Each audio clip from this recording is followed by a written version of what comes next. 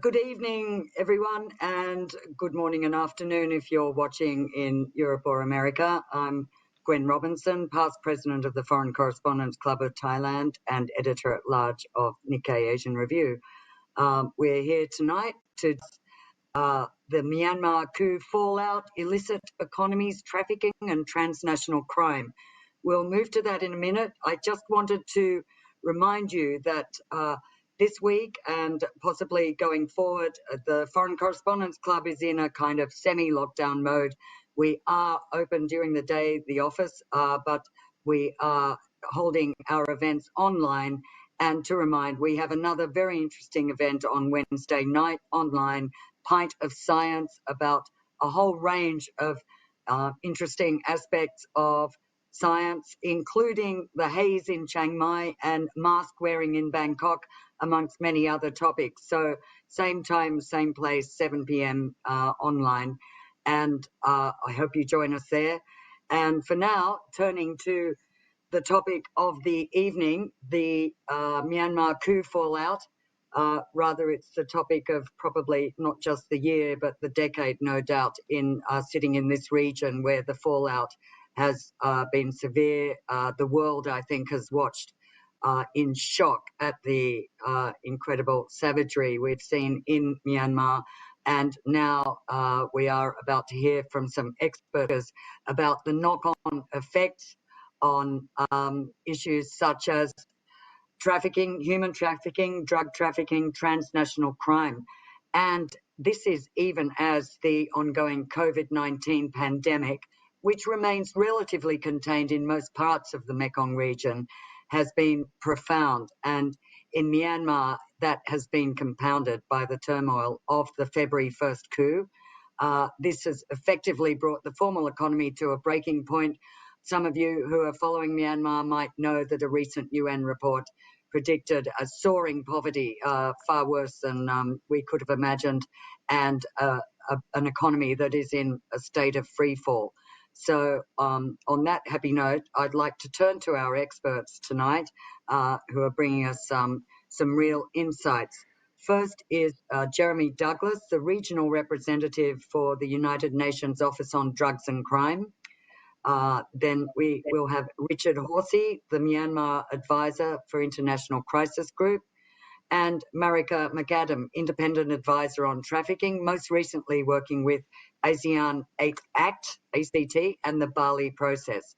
So without any further delay, I'd like to hand over to you, Jeremy, and I think you've got some slides also to show us. Hi, Gwen. Yeah, I do have 2 slides. Nice to see you again, and great to be on the panel here with my colleagues and collaborators, Richard and Marika.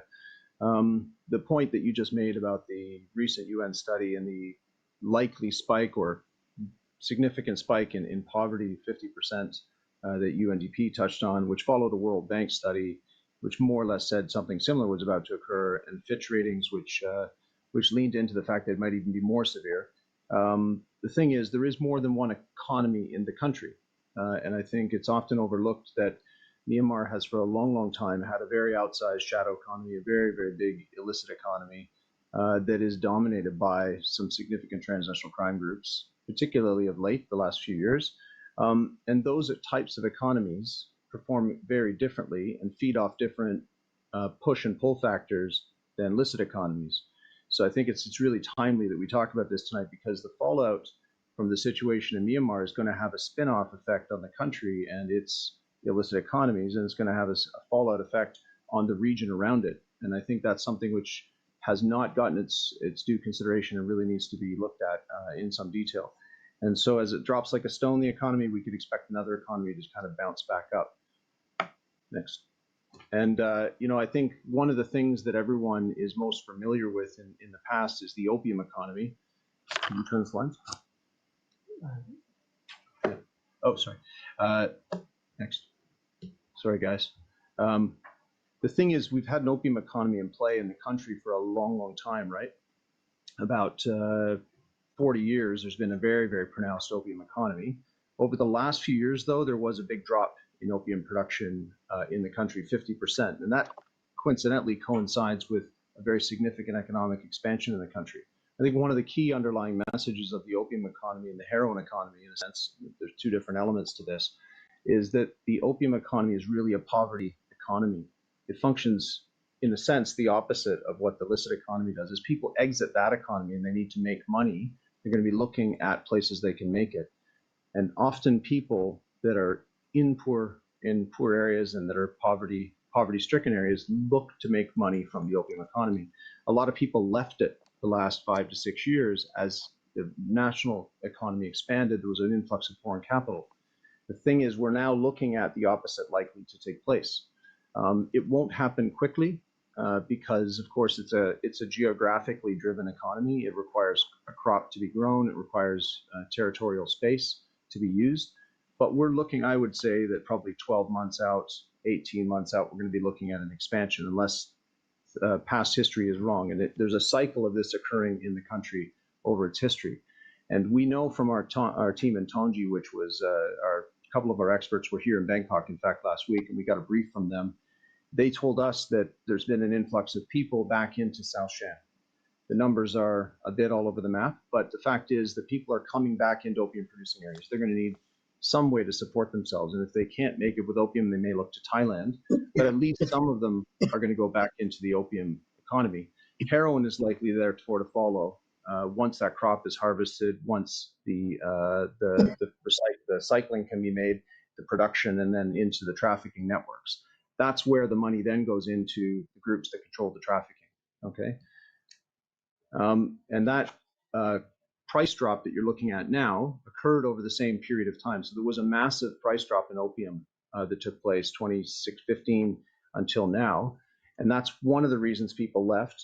But again, even if people don't have an ability to make a good legitimate living from it, they're going to be looking to make something, and it does provide something for them. So look for people to probably go back into the opium economy in the next year or so. Okay, but the big story, I think, when it comes to the drug flows in the country is methamphetamine. And a lot of people, including the role that played at the beginning, a lot of people are very aware of the flows coming out of Myanmar over the past decade or so, particularly the last 6 to 7 years. But there has been a very pronounced push of meth covering East and Southeast Asia. One of the things that you need to look at when you look at the graph in front of you is where that meth comes from. About 6 or 7 years ago, there was a drop-off in production around the region, and I'll show you a little bit of data on that in a moment. But the point is, it was a consolidation of production into Myanmar from around the region as the business model changed. And you had trafficking groups, organized crime groups migrate their operations into the country, essentially away from China, but also other points of production, Indonesia, Malaysia, the Philippines, even Australia. Essentially, there's no need to produce in these places because of the way the organized crime groups started looking at how they could manage the business and how they could essentially take the production point to Myanmar and then ship from there. So when you look at that increase, in some points, 80, 90% of the methamphetamine comes from Myanmar now. It used to be dispersed production across the region. So there's been this massive consolidation inside the country. So you're looking there at well over 170 tons were seized last year. We'll publish the final figures in a few weeks. But that amount is the tip of the iceberg of what's actually produced and consumed in the region. So you're looking at a huge methamphetamine economy at play. But I think one of the key messages for tonight when you look at illicit economies is how different methamphetamine is from opium. Methamphetamine is not an employer. People are going to go back to opium to make money, to feed themselves, potentially feed their families. But they're not going to be able to do that with methamphetamine. Potentially they can courier it, they can be a driver, they can do things at a low level, but there's very few of those jobs. To make methamphetamine, you don't need employees, you don't need farmers, you don't need geography. You need clandestine labs, you need chemicals and talent. And that is all in place in Myanmar. So you're going to look at people jumping into it, potentially to scale up to make money quickly. Why? Because they're looking for the opportunity to make money fast because they may need to finance themselves. And we're talking now about groups in the country that are very, very active. And where is it taking place? Typically in the borderlands, typically in the north of the country that is very isolated. And we're looking now at a map with North Shan, but also South and Central Shan as a point through from which we see a lot of production likely taking place, a lot of shipments being made. And again, along the borders of Thailand and China in special regions. And that graph on the right is a graph of the drop-off in labs in China. They're down, they're 1/6 of what they were only 7 years ago. So again, that drop-off, that consolidation into Myanmar, the capacity is in place to quickly scale this. And where is it going? Right now, the methamphetamine produced in the Golden Triangle is really cascading across the region. If you look at the seizure data from all the countries, the intelligence that we look at from say, Thailand, it's basically 100% of the methamphetamine in Thailand. It would be anywhere from 80 to 90% in the rest of the Mekong, 100% in Laos likely. China would be the vast majority. It would be the majority in Indonesia, Malaysia, the Philippines even.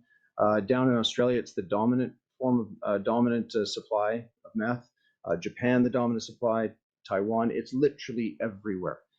So it's cascading out everywhere. So if you look at those lines, the flow lines essentially go in reverse back into the Golden Triangle, into Myanmar. And I guess key points that I would make at the end is that we're looking at a scale up of that economy taking place very, very fast. And there's going to be an acceleration, a slow acceleration or a slow movement up when it comes to opium, because again, people are leaving the formal economy, the legitimate economy, which was expanding. They're going into opium or likely to go into opium, and then heroin will follow. And that will take, again, 12 to 18 months. Methamphetamine could potentially be immediate. If it isn't already being scaled up, it can be scaled up in a matter of days, matter of weeks, depending on the sense that groups have, or producers and their partners, the organized crime groups have, that there's a push that they can make because they want to make the finance from it. But the point is, synthetics, methamphetamine, the fastest way to finance, and it's the capacities in place. Other TOC like timber, there's going to be different push and pull factors, but you can make money very fast from that. The same could be said of other extractive industries. My colleague Marika will talk about human trafficking, migrant smuggling, where there's different push-pull factors and less data. But the point is, the vulnerabilities that go along with this illicit economy are going to produce those push and pull factors. And then you're going to see groups going into those illicit economies where they can make money. And those uncertainties, those uncertainties are what really drive TOC.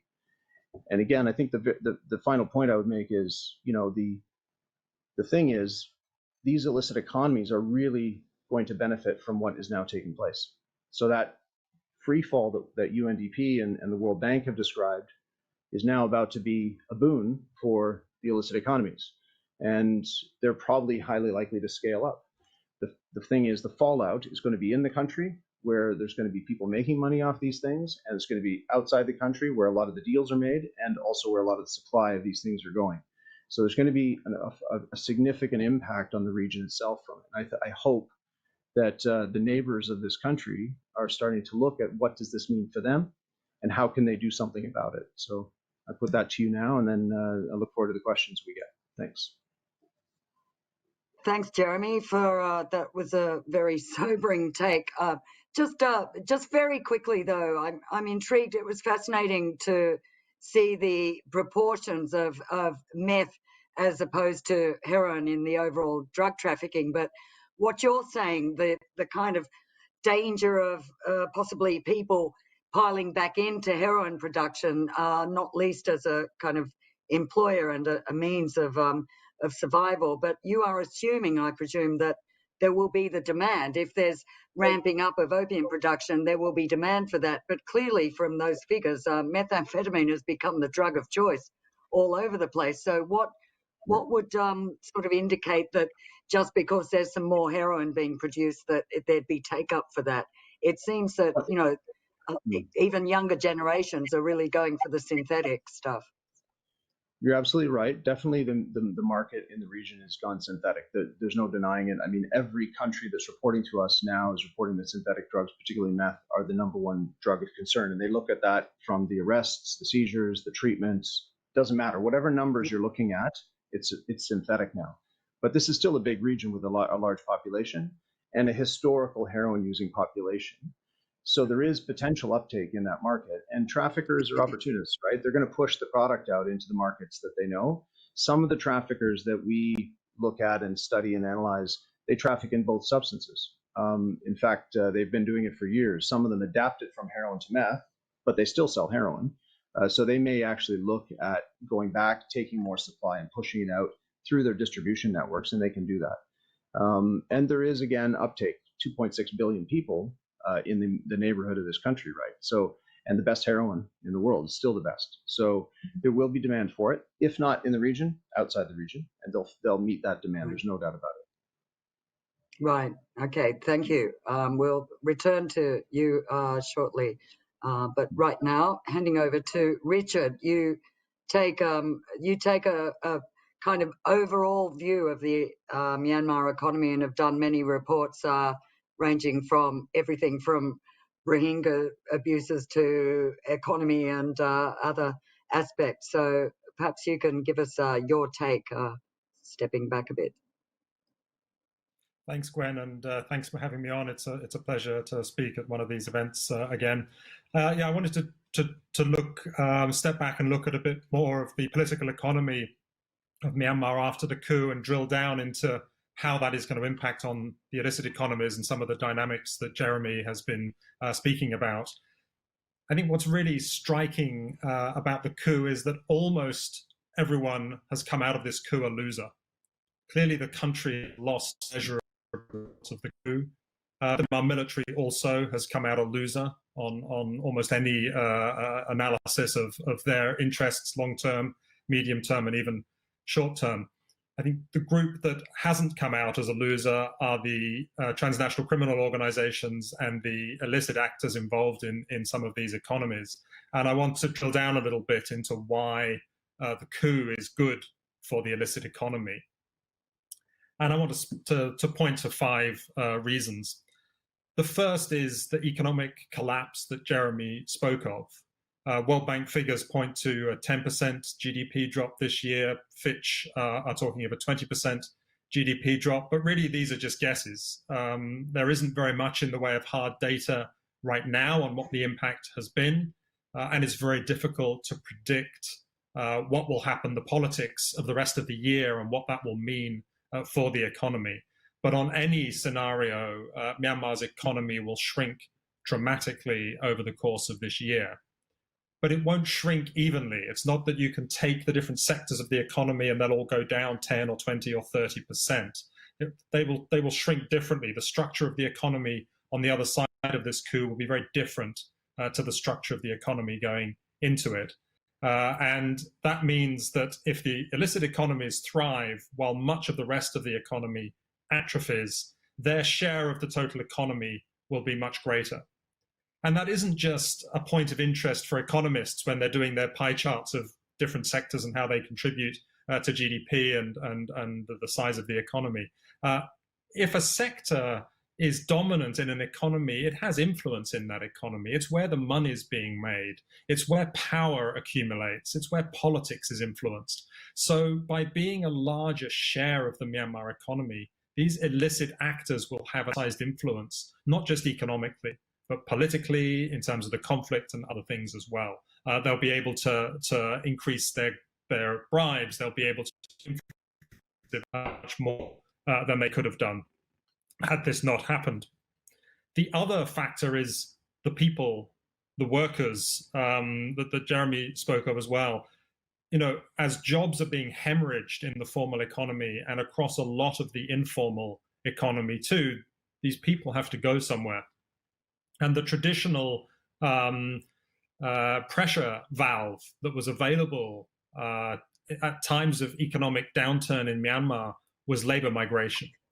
And of course, the COVID context in the region means that it's much harder for people to take advantage of that, to migrate to Thailand, to Malaysia, to other countries to work.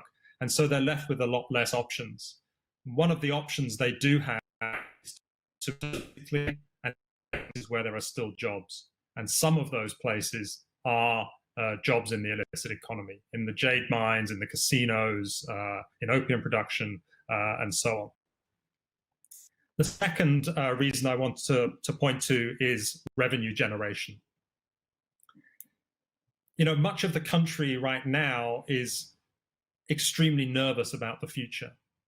We see very long lines of people at ATM machines, at the banks, desperately trying to get out some cash, not only to spend now, but to put under the mattress and keep for the rainy days that they know are coming.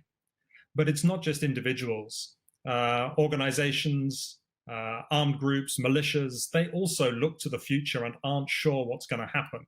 And they also want cash on hand to be able to deal with whatever unpredictable events unfold. And if militias and armed groups and other criminal organizations want money, there are certain places they can go for it. And the illicit economies that they're involved in very often can expand and contract depending on how much jade you mine, depending on how many trees you cut down, depending on how many people you traffic, depending on how much opium you plant. And so I think we will see labor migration, not only labor migration into the illicit economies, but also illicit economy actors ramping up their revenue generation to deal with an uncertain future. And many of those actors, for example, if we look at some of the ethnic armed organizations, they need cash because they're pretty sure that more conflict is coming, and conflict is expensive. And where do you get cash in the borderlands of Myanmar? You get it through taxation, through illicit economic activities. These are the mainstays, illicit trade. These are the mainstays of the economy and where groups turn to when they need cash. The third reason is the chaos that the coup has unleashed. And, these actors thrive in chaos. They thrive in the gaps. They thrive when the normal order of things, whether it's law and order, whether it's regulation, whether it's policing, whatever it is, when those are disrupted, these groups have opportunities to operate. And so with the chaos will come opportunities for these actors to take advantage of this and ramp up their activities. I think the fourth and really important one is the priorities now of the military regime. Because if we look back at the last 5 to 10 years, the military was one of the constraints on the growth of the illicit economy. Now, it was a constraint on the growth of the illicit economy, not because it particularly cared about the illicit economy, not because it had a moral objection to it, but for a very much more pragmatic reason. It was armed at the prospect of militias, armed groups making too much money, becoming too notorious, making too much money, and becoming too powerful. And the military has seen what's happened to the United Wa State Army, which is now too big to take on, and it is determined not to allow other groups to form similar self-governing territories, and with such wealth, resources, and military power that they can't really be taken on. And so in the last few years, on those occasions when there have been constraints put on some of these actors, it's been because of this concern. And I would point in February 2020 to the disarming of the Kongkar militia up in Kukai in northern Shan State. That is one of the most notorious militias for hosting these methamphetamine super labs. It got too big. It got involved in things that the military was very uncomfortable with it getting involved in, weapon sales to the Arakan army and so forth. And it took down that militia. And just before the coup, in the months leading up to the coup, the military was starting to apply pressure to another notorious actor in the illicit economy, the Karen BGF, which operates a lot of illicit casinos, smuggling operations, and was building a massive gambling new city, Shui Kau Kau, down on the Thai border. And in the months leading up to the coup, the military had started to put pressure on the BGF to give up some of its illicit activities. It was threatening to arrest the leadership if they didn't comply.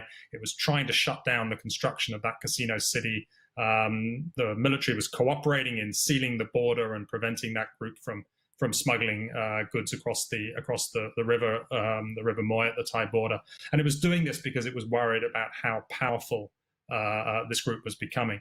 But now, after the coup, the regime and the military have a lot more worries on their mind.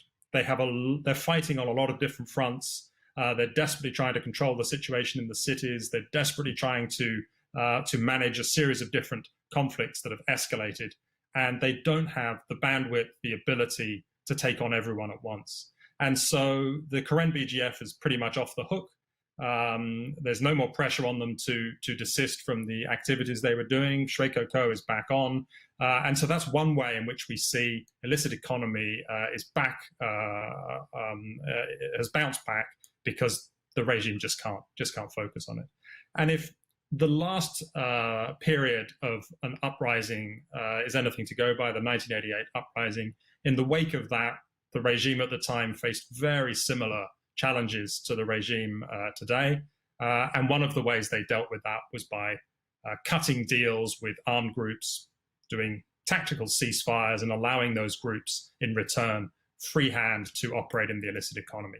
Groups like the Wa, the Kokang, Mong La, and others. And so we see, I think, a similar dynamic now.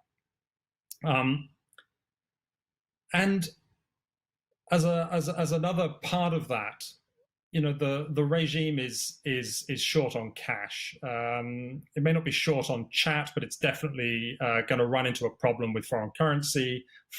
Foreign direct investment is going to fall off a cliff, I think, and so it's going to be looking for sources of revenue.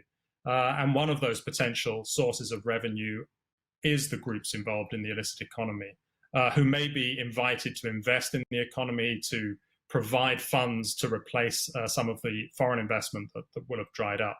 That also happened in the 80s and 90s. I think we could see that again. Another way in which kind of linkages form and the illicit economy integrates itself more into the post-coup economy.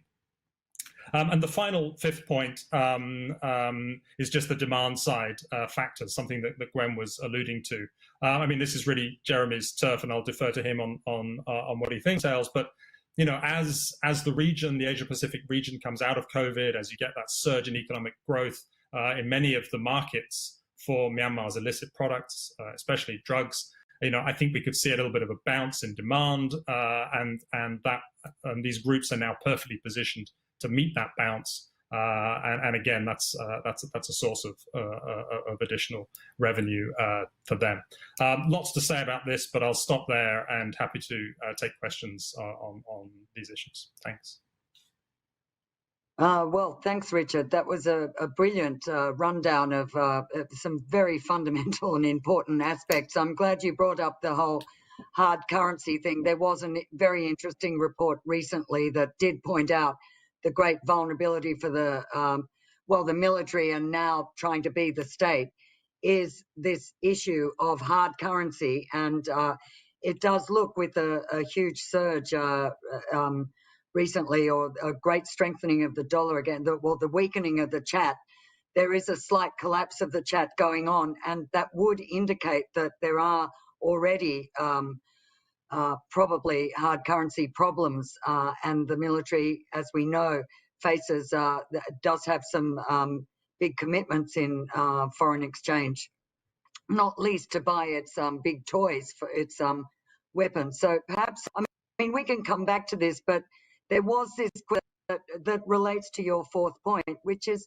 how much would the regime actually make out of the illicit economy that would go back into the illicit economy? Like, we're talking about a government, or at least styled as a government, we'll call them the junta, which is, really got to meet some budgetary demands.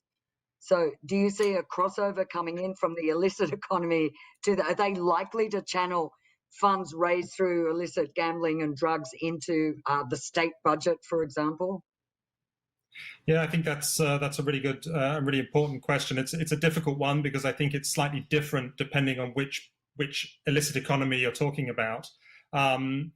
I think a lot of the drug economy, obviously it's totally illicit, the drug economy. It's not like timber or gemstones. It's not a licit product that is being illicitly extracted or illicitly exported. It's an illegal product, so there's no taxation and so on there. And I think to the extent that there are kickbacks and money coming back from that to the regime, it's going into people's pockets. It's not going into state coffers. But there are other parts of the illicit economy, timber, jade and gemstones, gold, potentially rare earths and other things, where they are being sold overseas through partially licit means, and you may see that may be a source of foreign currency for the regime. Right.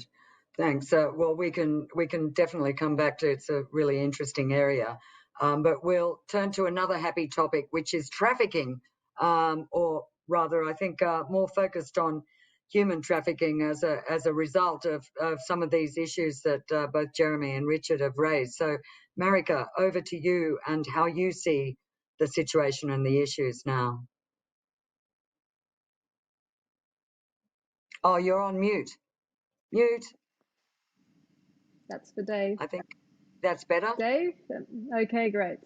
Thanks, Dave. Yeah. Thank you, Gwen. Yeah, I wish I had a more rosy, positive picture to paint than my colleagues, but I'm afraid I see things fairly in grim terms as well. I think it's important to start by saying that unlike drugs and other forms of crime where the object of the criminality is inanimate, when it comes to human trafficking and migrant smuggling, the topic of the crime is human, and that makes things a lot more complicated from a response point of view, and particularly from a data point of view, because what that has meant is that when we encounter a person, it's very difficult to know, are they a victim of trafficking? Are they a smuggled migrant? Are they a refugee? Are they all of the above? Are they something else?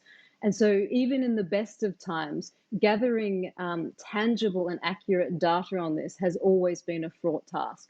And the best that we have is what's coming out of UNODC, and even that has its limitations because states who provide the data disaggregate it in different ways, and so we are even at the best of times we are left to speculate and extrapolate, and that I think that the challenges that we've had on that front have only been exacerbated now in light of the coup. But I think when it comes to looking at the impact of this coup on both trafficking and smuggling, there are a couple of things that one can very, very safely say. And what we know around the world from past experience is that when it comes to conflict and instability, two things are inevitable. And that is, firstly, that vulnerability to trafficking and smuggling increases. And at the same time, commensurately, capacity and the political will to confront those crime types drastically reduces. So I'd like to unpack those two in turn. So when it comes to vulnerability, I think there's two ways of looking at vulnerability. The first of all is vulnerability to falling victim to trafficking or to being smuggled by transnational organized crime groups. The second form of vulnerability, which is often overlooked and I think is quite key to our discussion, is the vulnerability to becoming a perpetrator of crimes, including these two forms of transnational organized crime. But I guess the one that's the most prevalent in what we're seeing coming out of Myanmar and the tragedies we're seeing there is this vulnerability to falling prey to transnational organized criminals and the landscape that is really creating this situation where there are so few licit options left that only the illicit and dangerous ones will remain. Key vulnerability factors I think we can point to. The World Food Programme has said that in the next few months, something like 3.4 million people are going to be food insecure. I think that to me suggests that we can't really exaggerate the crisis that we are looking at here. Also, on top of that, what we're seeing is that these courageous protests and these work strikes are paralyzing the economy, banking, shipping, livelihoods, and it seems to be without question that their resolve to continue will certainly outlast their savings, their capacity to carry on. So we are certainly going to see increased poverty. We've already seen urban poverty resulting in a lot of displacement internally, but also potentially displacement across borders. and on a massive scale. We have to also consider that this displacement that we're seeing now comes on top of this displacement that we already had prior to the coup. So we're having challenges and vulnerability factors on top of the other. Now, for trafficking and smuggling as crime types, displacement means a couple of things. Obviously, it means that there is sometimes a need to get across a border, and where there is not a way of doing so with safe and regular channels, then demand for facilitators to help achieve that border crossing will increase. When that happens at the same time as borders hardening, then of course that facilitation is not just benign facilitation of irregular migration, but a space is created for transnational organized criminals to profit from the desperate need of people to move. And borders can harden for all sorts of reasons, as we know globally around the world, for political reasons and relating to control of migration. But what we're seeing, of course, because there's no end to vulnerabilities, is the fact that borders can harden around COVID response, and there's conversations to be had there about politicization of the issue and potentially pointing to COVID as a reason to harden borders, which might not be necessary and indeed need to be now managed around human need to cross borders. And then also we're seeing the politicization of the issue, where we're seeing people who are very clearly fleeing torture, fleeing abuse, fleeing persecution, being misbranded as migrants. And that can feed into this politicization that in turn feeds into closed borders, which in turn, as Richard would say, plays into this fantastic space for organized criminals to act, because there's their market built in there, because these policies allow it. So all of that, I think, is contributing to a grim situation for both trafficking and smuggling. Now, again, I can only speculate on the basis of what we know and from past behaviour of the parties concerned. But I can see some very real risks that particular types of trafficking may be exacerbated as a result of this. We know, for instance, that women and children have been trafficked into forms of forced marriage, particularly from Kachin State and Northern Shan State into China. And we know from previous situations of conflict that trafficking into forced marriage can manifest as a negative coping mechanism to leave an area that's dangerous in the hope that one will be entered into a better one. And so that's a real possibility here now, that families that were previously able to resist that opportunity to place their daughters into an unsafe marriage, they may not have the capacity to resist against that now.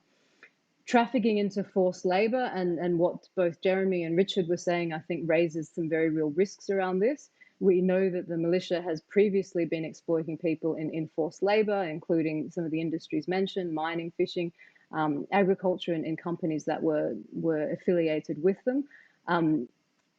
That, I think, can only rise for the reasons that my colleagues have already mentioned. And I also see a very real risk here that as ethical companies are pulling out of Myanmar in a bid to avoid funding it, what does that then do to labour exploitation risks for those companies that will lean in or who will remain? Interestingly, the Global Initiative Against Transnational Organised Crime just recently released a report that looks at the connection between China's Belt and Road Initiative and opportunities for transnational organised crime to abuse that link. And I think there might be some interesting considerations there about what happens in the next phase. How are we building back, and where are the opportunities for exploitation of labour, and how do we make sure that we're building back in a way that's resilient to them? Another, again, all speculative, but we've seen today that people have been killed and organs have been removed. Now, there's been rumours of this type of behaviour, but and we can only speculate. But I've been trying to think of why organs would be removed other than for profits. And Organ trafficking is, of course, a separate crime to trafficking in persons for the purpose of organ removal, but there are potentially linkages there if we're talking about a regime that is looking to diversify sources of income and the diversification of crime types that comes along with that, I think raises some real risks. And of course, trafficking into armed conflict. We know that the militia and ethnic armed organizations have long exploited children and indeed adults in armed conflict, whether that's in combat roles or in non-combat roles. So, if, using people as porters or even as human shields. I think that form of exploitation can only inevitably increase as conflict increases. And here too, I think a point needs to be made that where we're talking about trafficking of children into armed conflict, we are also talking about grave violations against children, which is a whole other category of horror. Another form of trafficking that is incredibly crucial to really start trying to unpack as well is trafficking of people into criminality. And I can only see that this will increase.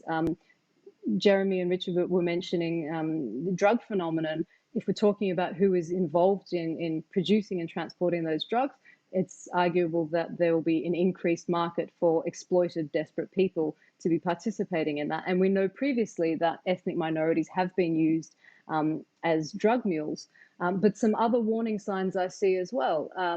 Tom Andrews, the Special Rapporteur on Human Rights in Myanmar, in his recent report, he pointed to thousands of prisoners being released into the community, convicted felons, released into the community and potentially paid to commit crimes against the civilian population. Now, depending on the pressure factors that have been involved here, there's arguably some forms of exploitation of people in crime types, and I think there's arguments to be made around approaching it as such.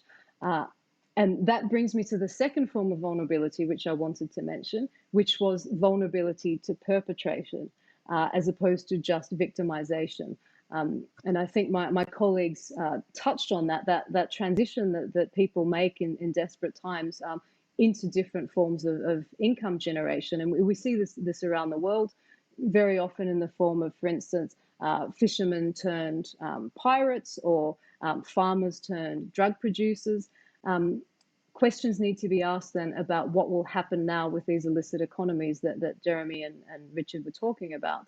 But from a trafficking and smuggling point of view, it's arguable that some people who know border regions and who are active in transportation, recruitment, economies will have to shift into providing these other services that can manifest as trafficking and smuggling.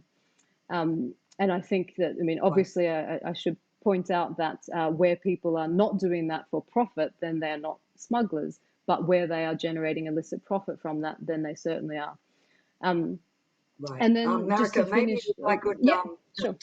Sorry, go on. I was just going to say at this point, we've got quite a few questions coming in, but one thing is whether you have any estimates, numbers of not just these kind of more dire forms of trafficking, but also the smuggling, trafficking, and also, I suppose, what you might call voluntary. There's a lot of people, Burmese people from Myanmar in Thailand as well, which is one of the destinations of choice, as we all know, for workers. And whether you would expect, there are numbers, legal, illegally here, maybe up to 4 million or more, whether you'd expect that to increase exponentially. Again, as I said at the outset, Gwen, numbers are so speculative, and there's been a dangerous tendency to conflate irregular movements with the assumption that everyone who's moving irregularly is either a victim of trafficking or smuggled, and it's not the case. And since now we've seen a complete collapse in data collecting capacity, I don't think that we can offer any numbers, and we can extrapolate even from numbers of people who are displaced, but whether they are there as a result of smuggling or are going to be trafficked, it's too speculative. But will it increase? Right. I think no question. Right. Okay, well, look, thanks. We can return to some of those really relevant, very relevant points you raised. I would like to pick up and ask all of you, particularly maybe Jeremy, you or Richard, what you touched on about the organ, the organ removals. We have had some reports of some bodies amongst all these shocking killings going on in Myanmar of organ removal, but I've never seen any evidence or hard evidence or a trail, so to speak, of organ trafficking. Jeremy, have you has that come across your radar at all? No, not yet, but that doesn't mean that it couldn't. But we've seen it in other countries. I totally agree. Yeah, Nepal or some of the other countries. I think Marika would know more than I. But it again, that she raised a good point. Why is it occurring? And there's this strange pattern that has seemingly emerged where people are having this happen to them after they're arrested. I don't want to speculate. I honestly can't say. And as she said, the data collection capacity, or the capacity to get an understanding of what's truly happening has collapsed. So, but there is this concern, and I think it's definitely worthy of, it needs to be looked at. And if it is taking place, where are they going? I mean, in the country, are they leaving the country? There is a market for these things, very amazingly, and we know that that's the case in Asia, where it has taken place in some countries around Myanmar. So it is possible. It is possible, but again, no evidence to show it. I mean, the typical reason you would remove organs in a hospital setting is autopsy. And a lot of the cases where people have been killed in detention, the regime has come up with some highly implausible account of why they were perfectly healthy the day before and the day after they were dead. And they've produced, in some cases, autopsies for that. And so that can be one reason. In the particular high-profile case a couple of days ago of the poet whose internal organs were removed, I think it's pretty clear what's going on. And I doubt it was organ trafficking. It was in Shuaibo, in the middle of the country, no health infrastructure, very far away from anywhere you could do that. He was a poet who talked about people being shot in the head, but the regime didn't understand that revolution was in the heart. And when he came back, his heart was gone. And they said he died of a heart attack. So they had the medical reason to say he died of a heart attack. It was an autopsy to determine the cause of death. I think the message was pretty clear. He wrote that line and he lost his heart. Yeah, that's a particularly grim case. But these cases keep cropping up. But anyway, going back into this kind of mainstream illicit crime, including some of those areas we were originally discussing, could I bring up a couple of questions that have come across on this, Marika? I think you had a final point you wanted to make. Happy to bring it up in the discussions, Gwen. Okay, well, I mean, this is interesting. It's a question from a viewer called Panarat, who says that it would be important to know more about how much money is laundered in the Yangon property market. It was more expensive than Singapore a couple of years ago. Actually, that's right in the case of some properties, which makes no sense. I mean, there's a bit of that going on right through the region. In fact, some suspiciously expensive properties in other neighbouring countries. But is that part?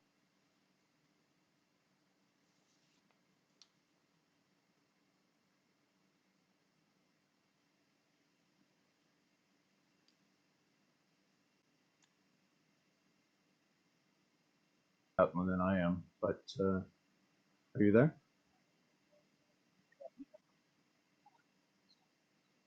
Oh, Richard is lost. Okay, well, I'll do my best to take this one for the moment. Richard lived in Yangon, so he might know a little more about the property market than I. But property markets themselves are, rife with money laundering in this region. We have many examples. We've allegations in Myanmar now for several years. So Panarat is right. This is the case. There's been this overinflation of real estate values, and there's been an influx of cash from within the country, which has gone into the property market.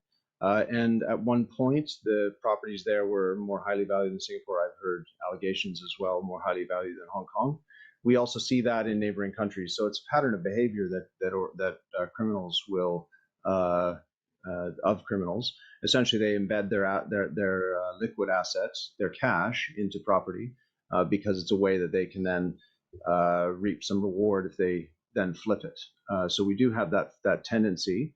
And again, it's not simply a Myanmar issue, it's a regional issue, and we see lots of cash flow into property markets. This is also a factor of a cash-based economy, and Myanmar really is a cash-based economy at the end of the day. People still purchase in cash. It's people believe in cash, or they have until now. So there has been this tendency to use cash, and drugs, which might generate the greatest amount, would be a way to generate a lot of cash and therefore put it into the property markets. If Richard is back, he might want to add a little bit more there. Okay. Okay.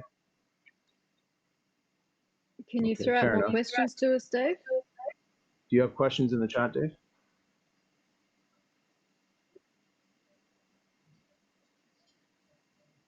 Can you read the questions in the chat? Yep.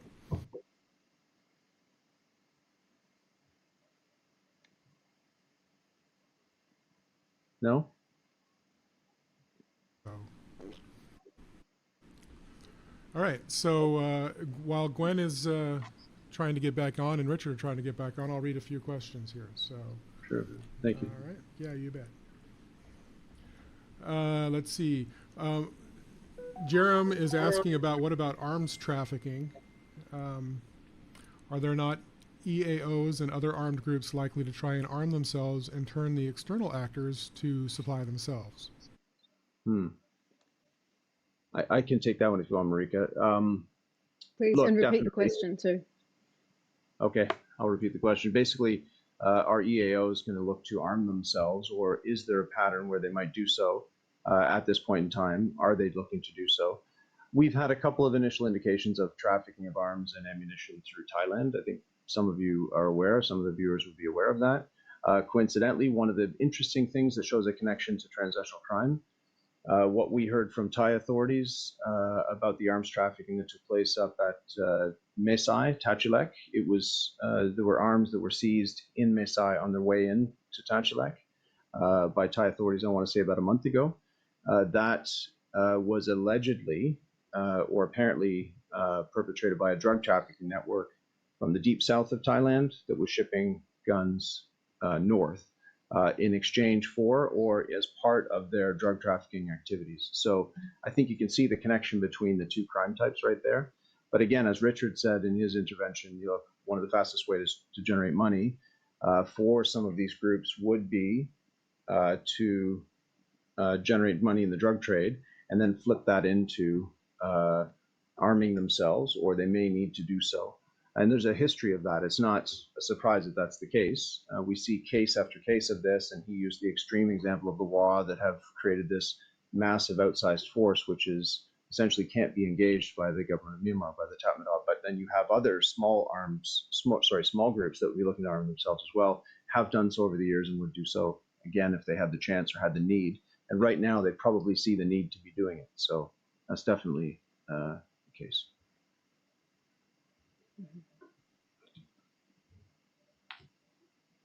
All right, Richard has joined us back again. So that's Great. Good news. Gwen is at a hotel and she's having a difficult time getting on, so we're going to keep on reading questions. So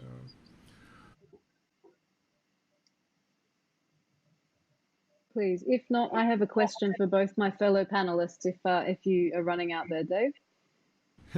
that would be easy for me.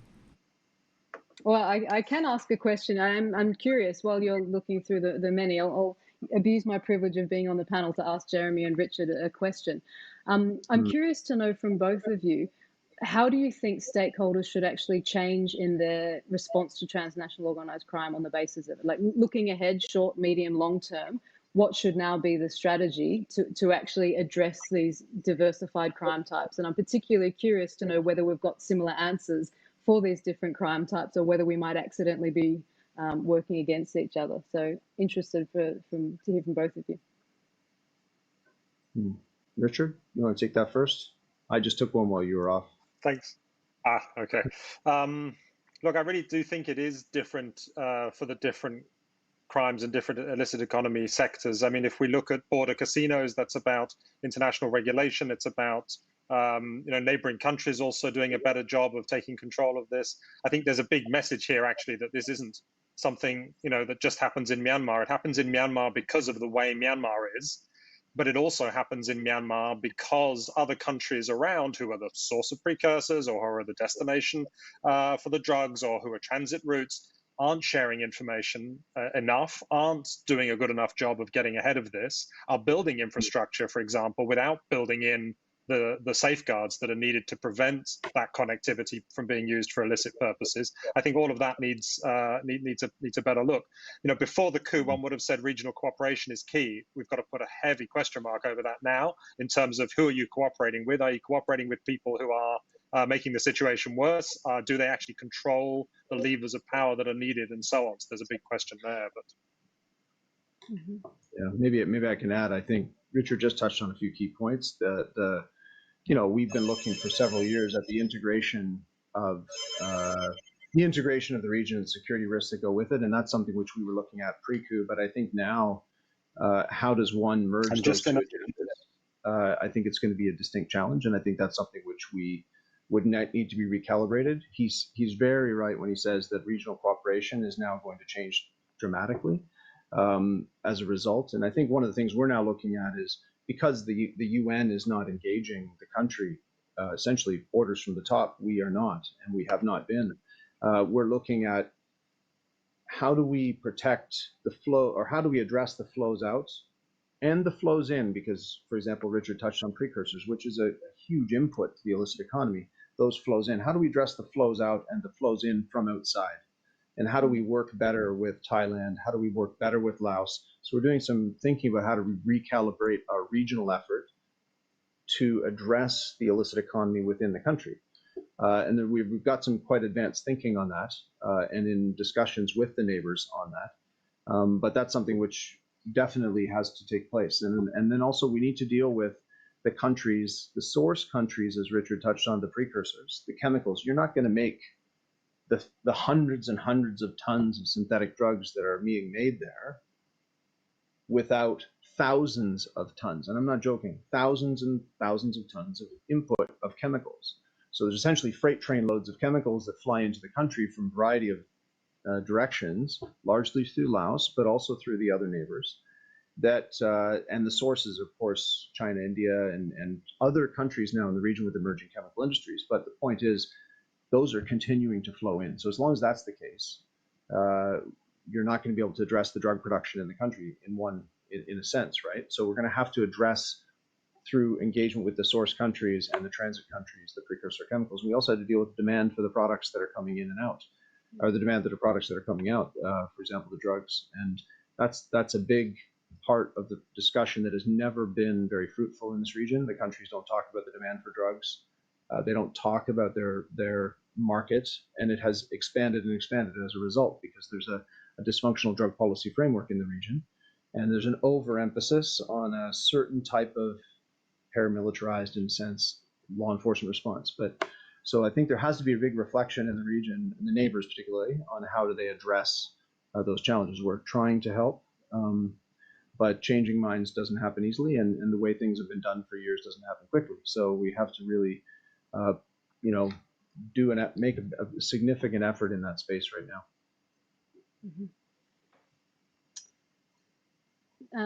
Unless Gwen's back on, I always have more questions. Unfortunately, Gwen is still not on. So you can handle this. I saw that Gwen had logged back on, so I don't want to take her role, but I'm very happy to use the fine minds I have in front of me as an opportunity to ask questions. I have a potentially controversial one, and I can answer it a little bit myself from a trafficking, smuggling point of view. But do either of you see any opportunities to strengthen response to transnational organised crime? Has something shifted on its axis in a way that we might be able to take advantage of, whether now as things are still in flux, or looking further ahead as we're rebuilding post-coup? Are there any opportunities there?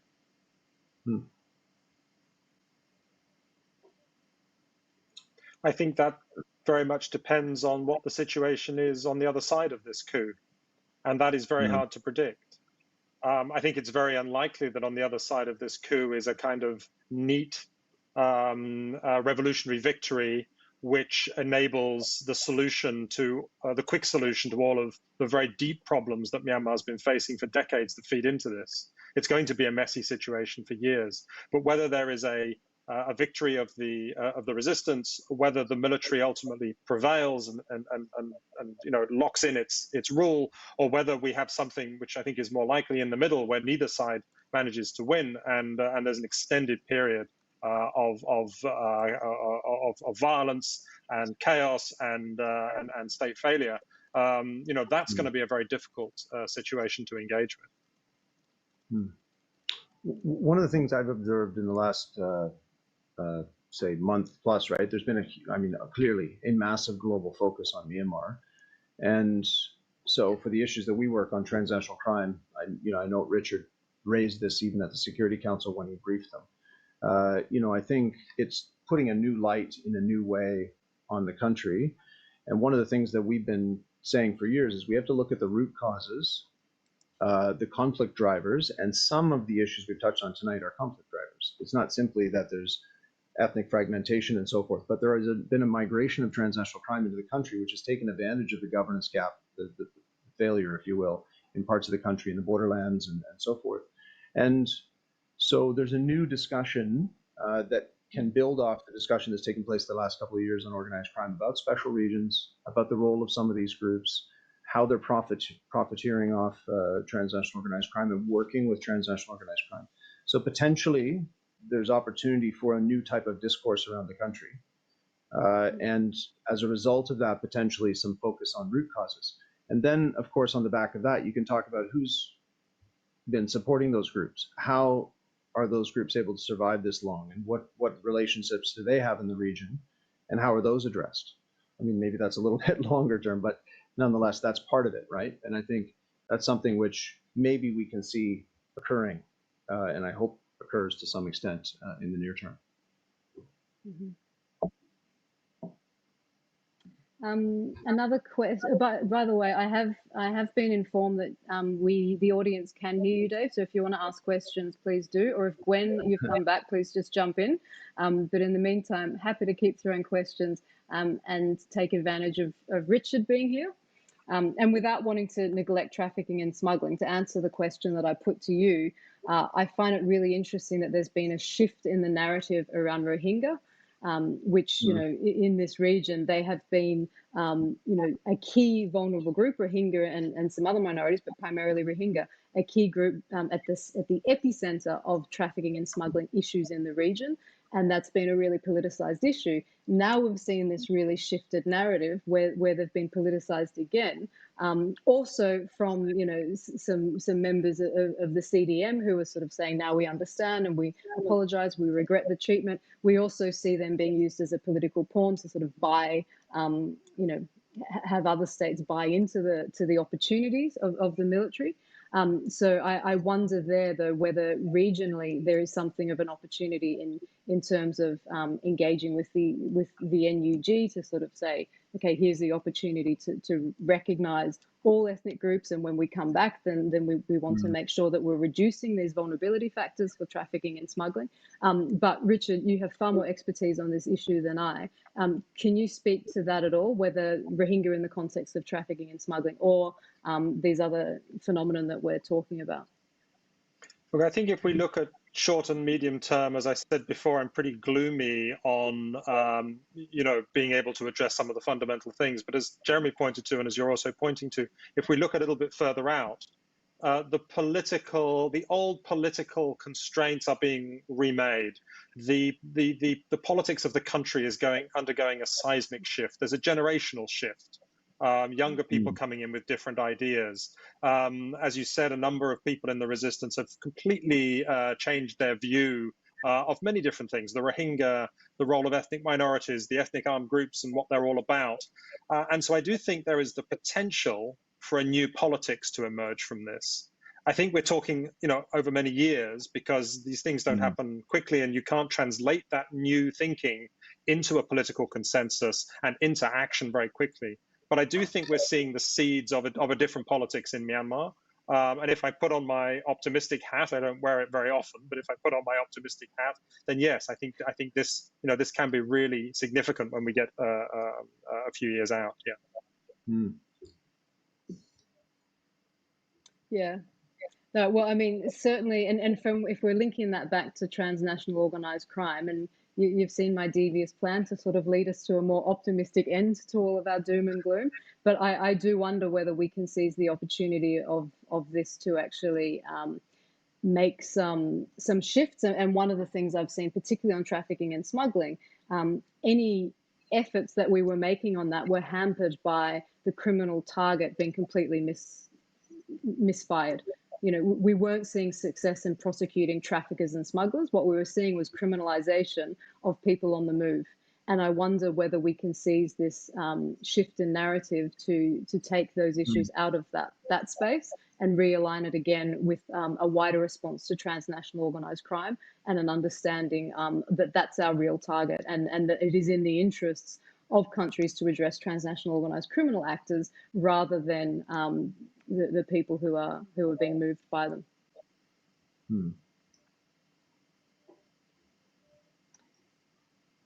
Dave, do you have any questions? He's not there. Okay. You can pose them to everyone. I do believe that you're audible to our audience as well. I am now. Hi, everybody. From Dave from the control room again. So there's a question from Johnny Miller, who is asking a question specifically to Jeremy. He said, you said in a presentation last year that meth precursors such as pseudoephedrine were increasingly being made inside of Myanmar. So is it because the expansion of production in these super labs that all these chemicals are still flooding in? Actually, I made that presentation recently, not a year ago. But we talked about it kind of generally to hint at it a little bit last year. But no, what we understand is now taking place or we've understood for quite some time, but we didn't really have evidence until early last year, and then mid last year there was more in a big way, and we presented it recently at our global commission. Is basically that there's trafficking of unique chemicals into the country that are precursors, the chemicals that can be used to make other chemicals, pseudoephedrine, which makes methamphetamine.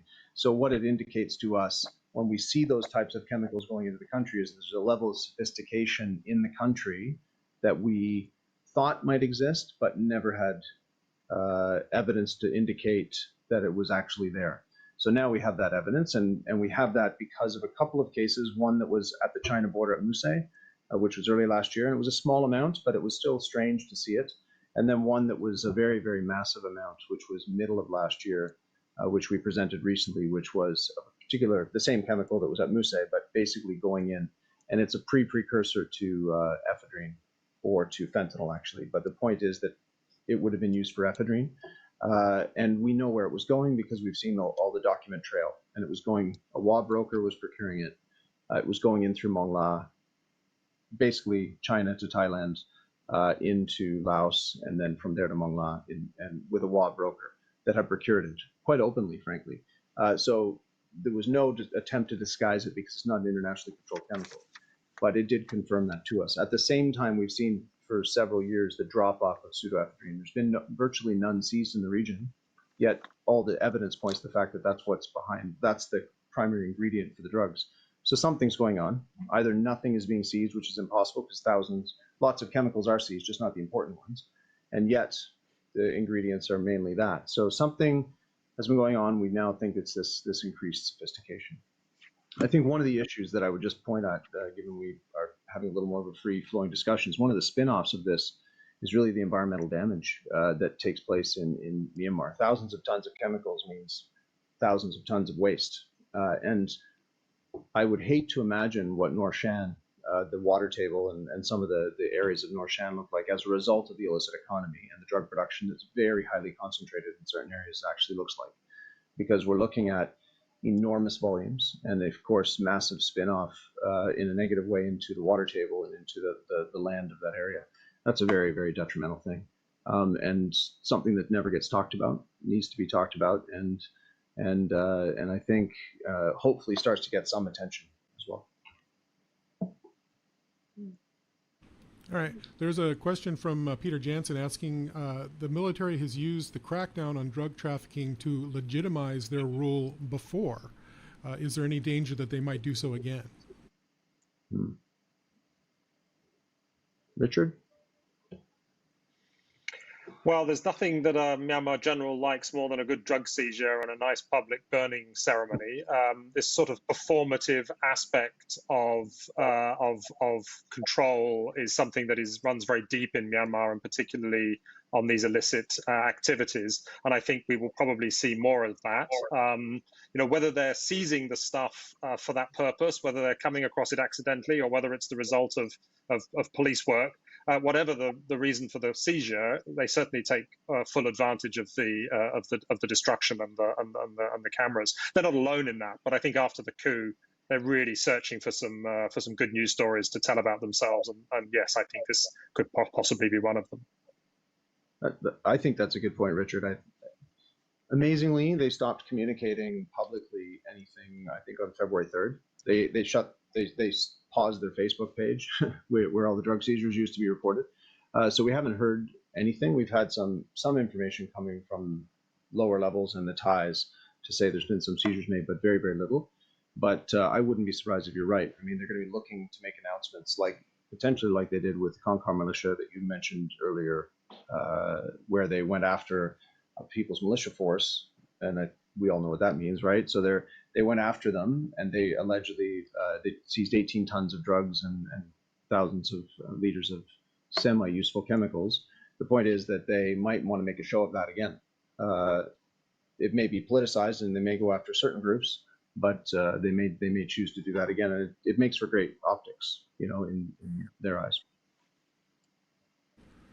Okay, Gwen's coming back, but she's let her get settled for a second. I have one more question queued up. What about ASEAN's role in working on this and reacting to transactional crime? That's a question from FanFan on YouTube. I know that from another webcast we just did recently that ASEAN's supposed to be having a meeting with Myanmar soon. So.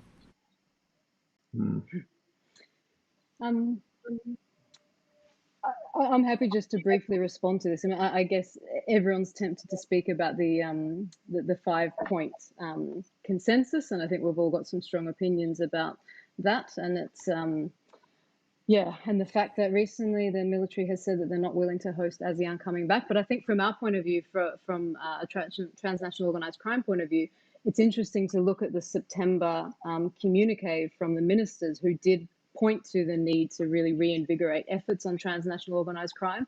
For my issues, I was heartened to see that they specifically mentioned trafficking and smuggling. They specifically mentioned maritime crime, which of course involves lots of ethnic groups who are moving by sea. But what's interesting to me to consider, and I'd be interested to hear what Jeremy and Richard have to say, is what will be on their agenda when they meet. I guess it's in November.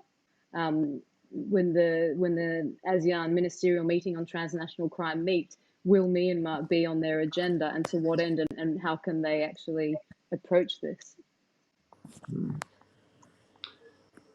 I could start it off. I think it's going to be top of mind. We've talked to neighboring states, this one particularly Thailand, about their view of the way they see things going, and they are more or less of the same opinion that they expect increased drug production for the reasons we've already touched on, right, as an example. And they expect other outflows, the people to come, and as a result of the vulnerabilities, therefore more smuggling, potentially trafficking. But again, it's all very speculative, but they do think that that's the case. So the senior officials meeting on transnational crime, I would hope that they would raise it. hope is different than reality. And I think one thing that I attend those meetings from time to time, the senior officials meeting anyways, and potentially the ministerial if invited. And the thing is, they're pretty pre-scripted. So unless there is a consensus in advance that this should be on the table, I'm not sure that people are going to force a difficult topic on the table to say, as a result of this, this is what's happening to the region, and there's additional outflows and so forth. There tends to be, they want to avoid that conflict in the room. And that's unfortunately the kind of space that allows the transnational crime groups to flourish, because it means that they're not essentially taking any action or collective action. We would hope, though, that that's the case.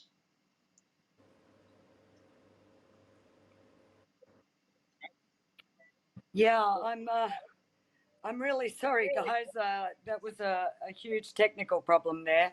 But I can see that the amazing David Foster, who is our tech maestro, has also double acted as the moderator. So, Dave, you know there were so many interesting questions, and at the moment I can't access those, but there was where I called off was concerning the Yangon property market, which actually made me think that there are many other definitions of illicit economies. And I think the kind of discussions we were having before were focusing on the big, drugs and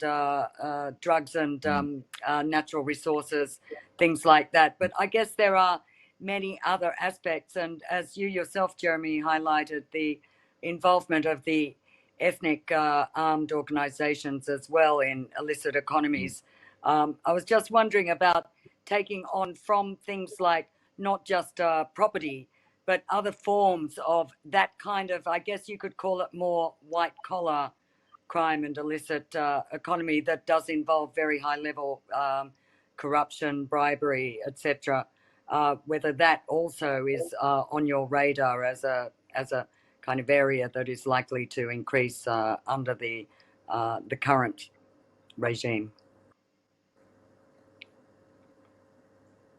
To me. Yeah. By the way, when you got cut off, I answered that question in the property market as best I could, even though Richard lived there. So I took it for you, Richard. But thanks, Jeremy. Oh, well, you could always pay him back, get him to answer this one.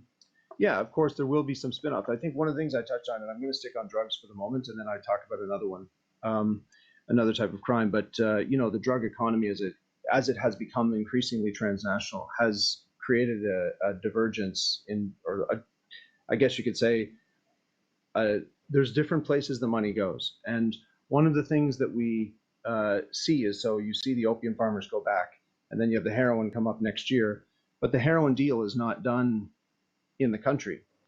So some money stays in the country. Some of that money is going to come to Thailand, and some of that money is going to end up in Hong Kong, probably, right? Because of where the deals are made and where the money moves. And it doesn't necessarily all move inside the country. Money actually goes back into the country from the transnational crime economy sometimes.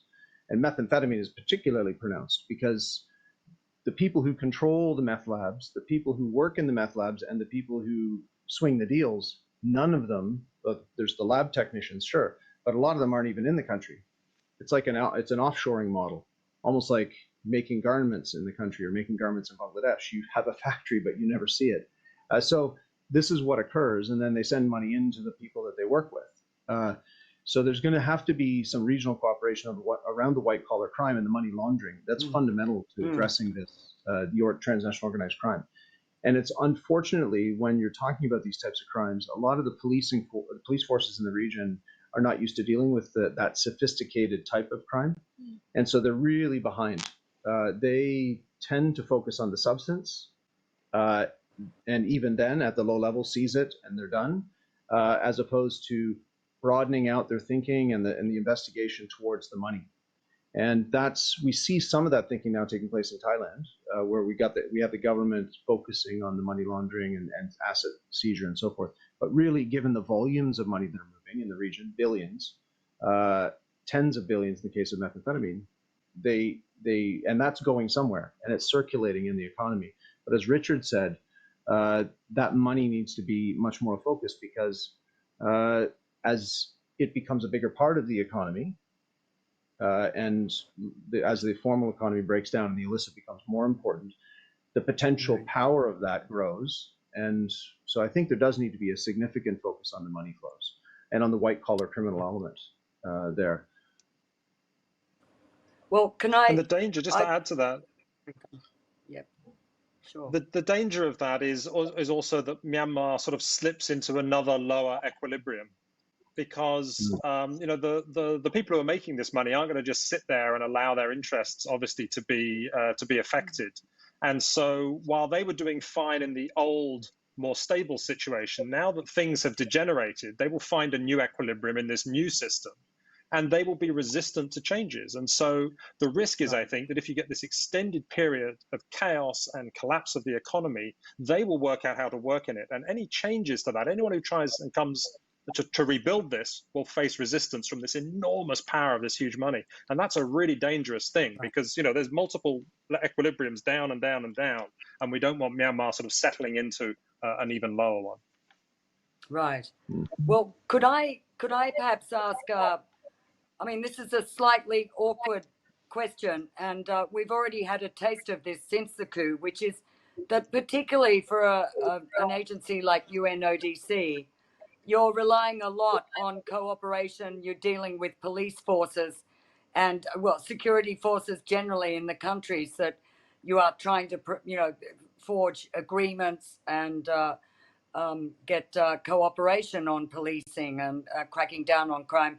There was a bit of controversy recently, as you're well aware, Jeremy, in Vienna with one of the UN-related meetings. And increasingly, ASEAN has run into this problem as well, and will increasingly, which is dealing with a regime that much of the world sees as illicit. But you desperately need the cooperation of police forces, law enforcement agencies. So how do you deal with that when actually, from what we've heard, some of the some of the military even, and possibly police, other security.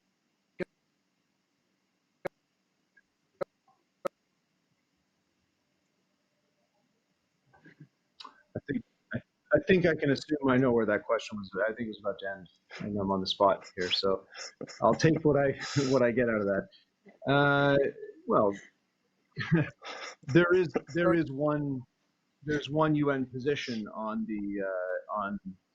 engagement with the government, and we are part of the UN and part of that position, and we've not equivocated from it. The Secretary General has very clearly articulated the extent to which we can engage with the country, and we can't. So we are not engaging with the government in the way that we did before. The recent accusation that we invited the minister is simply not true. For public transparency reasons, what I can say is that the ambassador in Myanmar, the Myanmar ambassador, who was appointed by the previous government, has gone along with the coup. He's appointed to the United Nations and represents them, and he can appoint whatever delegation that the government wants to appoint, and he's the government representative. So we're in a position where we have a permanent representative of the United Nations appointing a delegation to an intergovernmental body chaired by another country, and we've been accused of inviting them. But the reality is legally that that's the way it works. And the same meeting is attended by North Korea and Iran and everybody else, and we can't simply say that this is pick and choose who speaks. They pick and choose who speaks. The same happened to ESCAP here last week, or I think it was last week, or was it the week before, with the ESCAP Commission. The ambassador of Myanmar in Bangkok nominated a delegation from the new government. But we now see the ambassador in New York doing something different. So there's a very different approach being taken by different ambassadors. And that's the reality we're trapped in as the UN, United Nations. But on the other hand, we are trying to find ways to understand the situation of the country and how we can work to address the issues. And one of the things I touched on earlier is how do we address the challenges within the country by recalibrating our effort around it. And we understand a lot of what's going on in the country also from its neighbors. I've talked to China about the situation in the country only the week before, at a very high level, vice minister level. We've talked here with the same level in Thailand and tried to understand their thinking of what's going on. and then we can triangulate information from different sources, different governments, and through different partnerships to try to maintain an understanding of what's going on in the region. So we aren't simply stuck on engaging in the way that we always have. That said, we will continue to receive information from governments that send it to us. We'll work with what we get, and then we'll work with the other non-state actors, I mean the CSOs, the NGOs, and then the neighbors to try to continue the understanding. Right. Well, yeah. Thanks for that. Did you hear any of that, Glenn? Glenn? The what? Yeah. Did you hear any of that? Sorry. I did. I heard quite a bit of it. Okay. Thanks. Good. I think it's Good. a really important point because it's not just you, it's the entire world, and it's going to be the UN General Assembly fairly soon, which will have to make some tough decisions. And Very tough. I think, it clearly, up to a point, particularly on critical issues, like particularly the sort of ones you're talking about, you've got to have some kind of cooperation from particularly to crack down on things like this. But another question, and I wonder can I just check if that question was asked, very interesting question about the chemicals, the inflow of chemicals into Myanmar. I think that was one from Johnny Miller. Also that... I answered that one, Gwen, right. Actually, while you were cut off. Thank you. But related to that, it brings to mind a panel we had at the FCCT. Actually, it was involved. It was actually more about environment, but it was about chemicals and you don't use the word trafficking. A lot of those are illegal. I presume, did you cover that aspect, Jeremy, that, there is some discussion about a lot of these chemicals are completely legal, right? In fact, I think most of them are. And whether there's movement on that front. Yeah, even the ones that are the primary ingredients are legal and they're used in legitimate industries. The problem is that they're diverted into drug trafficking. What we've just seen, and I touched on while you were off, is the fact that we've seen highly sophisticated chemicals going in to, in a sense, precursors, so essentially chemicals that lead to the development of precursors and then go into drug production. So we've seen now two cases. One was a small one, but kind of a canary in the coal mine case, and then one was a big case, one last January 2020 and one the middle of last year, which we presented at the recent drug commission, the controversial drug commission. But the point is that we now see this occurring, and we, in a sense, the second case was out of a network that we have with the region that we got all the information together to understand the extent of it, and it was very significant. So yes, that is now occurring. That's a major issue in the region. It's one that we hope to start addressing in the region, is the legitimate industry relationship with the drug production in the Golden Triangle, and actually, in fact, probably outside the Golden Triangle as well. So would you envisage some kind of agreement with, some kind of convention about selling chemicals to end user agreements or something? Right. Well, there's talk right now of a resolution going through our governing body next year on exactly this, on non-controlled chemicals. And we've got major member state support for this. So we've got a lot of countries increasingly flagging the fact that this issue it's basically a way of circumventing the international control regime on chemicals, which are controlled.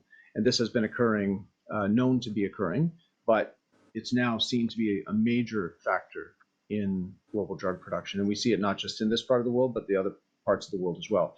The difference here is that a change in an agreement or some kind of change in approach to the chemical industry in this region can have global impact, because the bulk of the chemicals of the world are produced here. Between China and India, you're looking at the vast majority. So if you can work with the industry here and you can work with the governments here to address the flows within this region and the diversion or the movement of chemicals that are legitimate, including these precursors and designer chemicals, if you can deal with those here, you can have global impact. So that's something which we hope to have happen here. And again, we've talked to the Chinese about it. We've had the Thais actually help champion a bit of the effort, and we'll be pushing that forward next year in the global negotiations.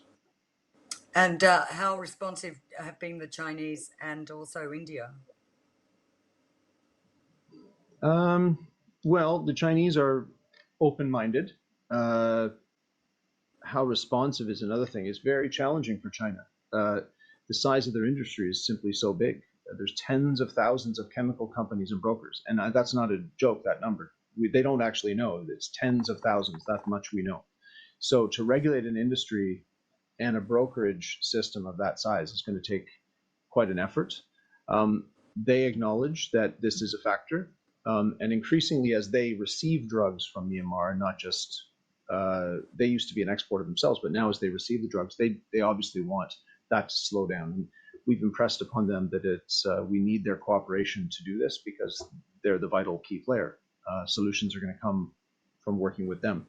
But again, we're working with the region because we need the region to pull together in the same direction. If you have loopholes in the regional fabric or regulatory system or whatever you want to call it, then they can be taken advantage of. One of the issues that I would end with is Laos. On this issue, Laos has emerged as a massive challenge because it's a member state. It has its own system. And they've been overwhelmed by chemical shipments the last few years. Transit permits being issued and import permits being issued. Frankly, there's very little industry in Laos, as we all know. So what is going on there? But there's clearly emerging as a threat for traffickers is Laos. So we're working closely with them. We're trying to, and that's not an easy thing to do. Right. Okay. Well, that's very interesting. I want to check if that question was asked from Stuart Shaw. How much chaos is too much chaos for illicit actors? And if these actors decided things were getting too chaotic, what would they do? It's interesting because you've all drawn some very bleak pictures about impending chaos, and it is true. How much chaos is too much, and what do these actors do?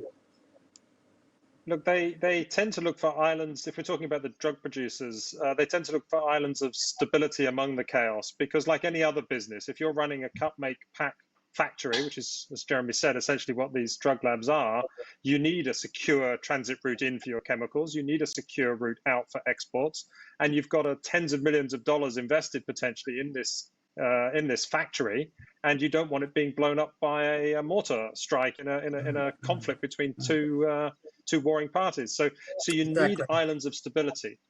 And so where this drug production has thrived is places where there's stable instability, predictable instability, not where there's hot wars going on, but where there are ceasefire agreements in place, where there are powerful militias who have predictable control of areas. Initially it was the special regions along the Chinese border. It then migrated to places like Kongka militia. We now see it moving to areas in central Shan State, as Jeremy said, southern Shan State, areas near Tachileg, eastern Shan State. So that's what you need. But chaos is never all-encompassing. And these groups are big enough and powerful enough that they can set up and create their own islands of stability, and that's how they operate. So I wouldn't be too worried about. I don't think the chaos will overwhelm them. I think they have the capacity to shape the environment around them, and that's why they're so dangerous. Absolutely. I was gonna make a similar point, Richard. I think what you see, certainly with trafficking and smuggling, is that the organized crime groups will provide the order in the chaos. So they will leverage it, and then they will increasingly achieve their own legitimacy, as they are the only islands of the chaos. They are the only ones providing services. They're the only ones who are actually getting something done. And so then we end up having a situation of potential, criminal state capture, where the actors who are doing things are actually criminal actors. So I think that's the outcome of too much chaos. It will get ordered by the wrong stakeholders. Yeah. Right. I like the term stable instability, frankly. That's a good one. And I intend to use that. But and the islands of instability, it's absolutely right what Richard said there. And the thing is, we can't simply, the drug production in the country ramped up, as I showed on that graph at the very beginning, in a certain point in time. It started 10 years back, but it really took off in 2015. And that's when the groups migrated, or 2013, 14, they migrated their production into the country. They then later centralized regional production in the country, not simply displaced out of China, but regional production started centralizing into the country. They can do that again. So right now they're operating there. They're going to hedge bets. They're going to look at other countries in the region that have potentially the different qualities they look for in a business environment. We have seen over the course of the past year that take place already with another country in the Mekong area. And so we're starting to see indications of that take place. So I think there's going to be stable, those islands of stability that Richard touched on in the special regions and other parts of the country where this is not going to go away. But then they may also look to diversify slightly. And so I think we have to be also cognizant of that. This is not simply going to stay contained. But I think on the other forms of transnational crime too, you also have to look at, there's going to be different factors at play, whether it's, say, timber, which is still a lot of valuable timber in the north of the country. That has a finite supply, though. So as that runs out, potentially they move on to the next country. But for the moment, that's going to remain flowing. And I think Richard started to talk about the fact that that also interacts with the legitimate economy. There's a legitimate timber economy there. So there's also an interface of legitimate and illegitimate in the country as well. So, right.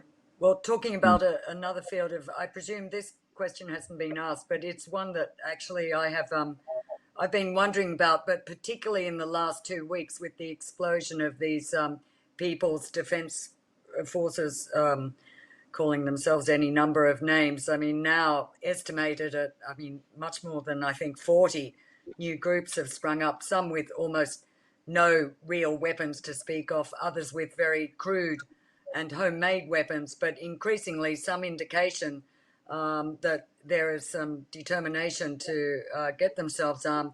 But on top of that, really talking about the ethnic armed organizations as well. And this is a question from Jerem Proces. What about arms trafficking overall? Are not the EAOs and other armed groups likely to try to arm themselves and turn to external actors to supply themselves? We've already heard that the CDM, Civil Disobedience Movement, and CRPH have raised a lot of money already, and a lot of people are very sympathetic to the cause. So are we also likely to see some sort of a new flow of weapons? And meanwhile, the EAOs are getting more and more active, and there was evidence last week, the recent shooting down of a helicopter in Kachin State. There was a lot of speculation about whether there's new and bigger weapons being procured by some of the EAOs. You might all have views on that.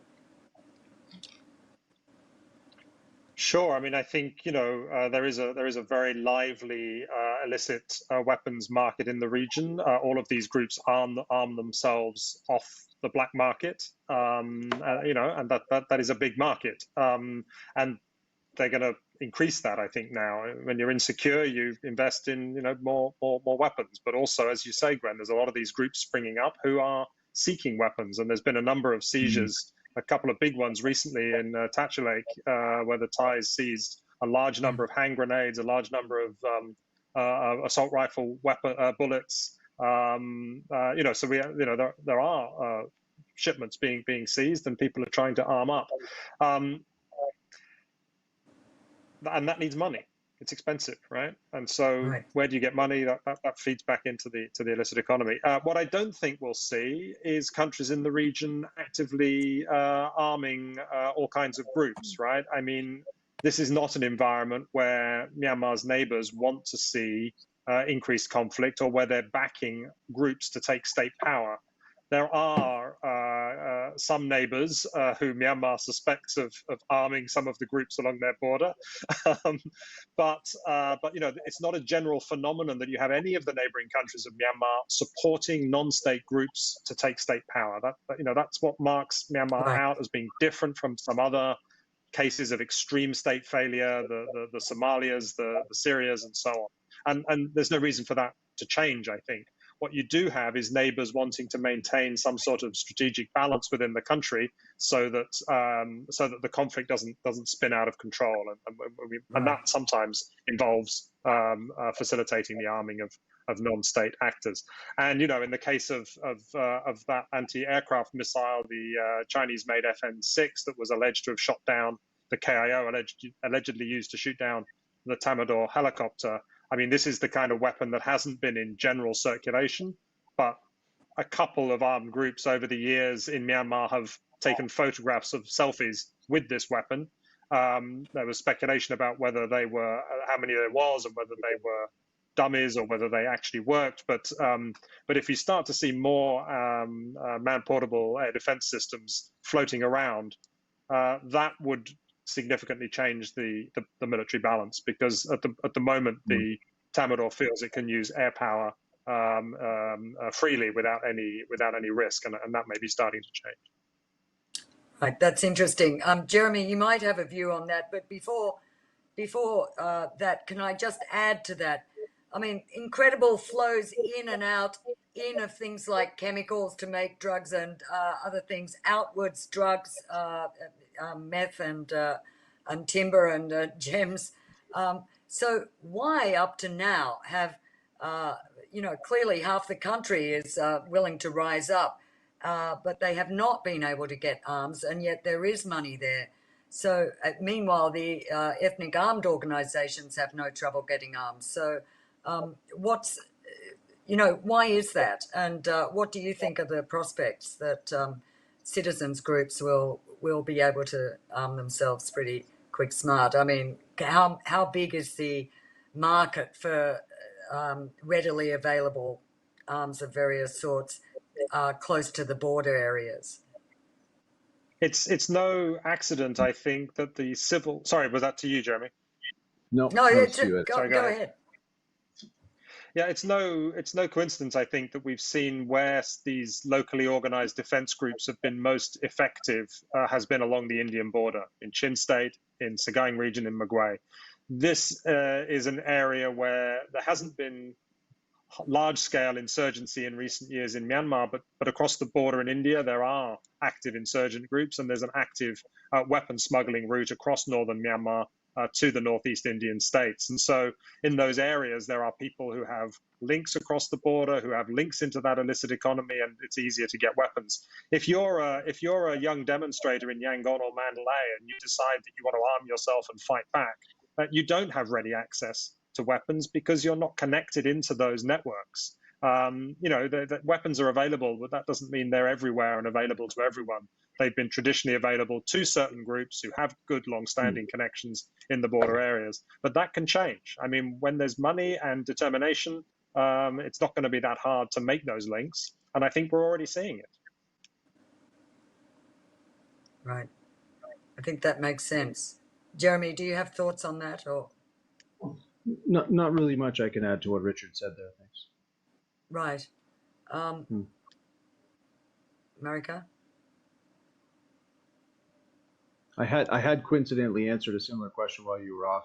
Both you and Richard were off line, but so I did touch on arms trafficking north of Thailand, similar to what Richard had said earlier, and connected it to the group that was trafficking with drugs. But right. But I'll leave it at that. Thank you. Right. Okay. Well, can I ask you? I think this is also an interesting question about how a lot of understanding of the methamphetamine and drugs trade seems predicated, at least partly, on access to information from Myanmar police. And you did go into this in a bit of detail about the issue of cooperation. But how will the coup impact overall information and analysis, and how far that can go? Do you feel that it would cut into the kind of information and analysis you can do, or change it in various ways? Well, I think it could cut into our ability to interact with the authorities that provide the information. But fundamentally, we will receive information. We have a database which is regional in nature, which they're a member of, and they can put the data in. We do a data verification exercise. I don't myself, but my colleagues do, where they look at the data and try to find where there's anomalies in it to see what looks right, what doesn't look right. And to do that, they have to look at data from not just a country and what they put in, but they also look at what neighbors put in. They look at what they see from the rest of the region.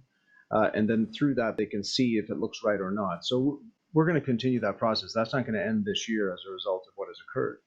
What I said, though, earlier still matters. I think regardless of our engagement in the country and the UN position on engagement, which is pretty clear, We will be working with the neighbors. We'll be working with the ASEAN group. We'll be working with the Mekong group. And through that, we're going to gain an understanding of what's going on in the country. And we're going to try to work on solutions that address the flow of chemicals into the country, flow of drugs out of the country, and the other forms of transnational crime, timber, wildlife, people, and so forth. And I think we have to look for those options that are going to be slightly different and recalibrated. But yes, we're going to have to recalibrate our effort around data, but it will still be there. So I think it's going to be a tough challenge for us. There's no doubt about it, but we don't have a choice, and we need to know what's going on.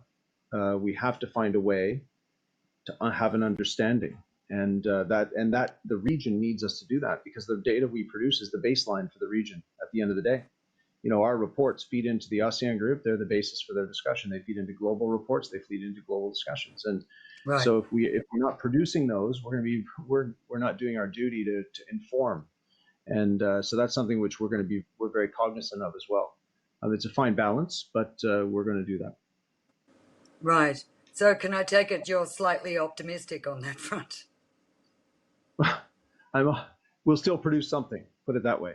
Yeah. Will it be So- as fruitful a discussion as we've had in the past? No, there's no doubt about it. We've had in the past basically a seamless engagement. Richard and I even held a roundtable once in Ecuador where we talked about the illicit economy. I recall that well. We held one in Yangon as well a couple of years ago. But I don't see us doing that anytime soon and having that level of candor and candid discussion with government, but including the police that you've touched on. But we will try to find ways to gather the information. We will collect it through our databases. We hope that they share at least summary information with us and the information that we've been getting for the last 15 years from them, and in the Opium survey longer.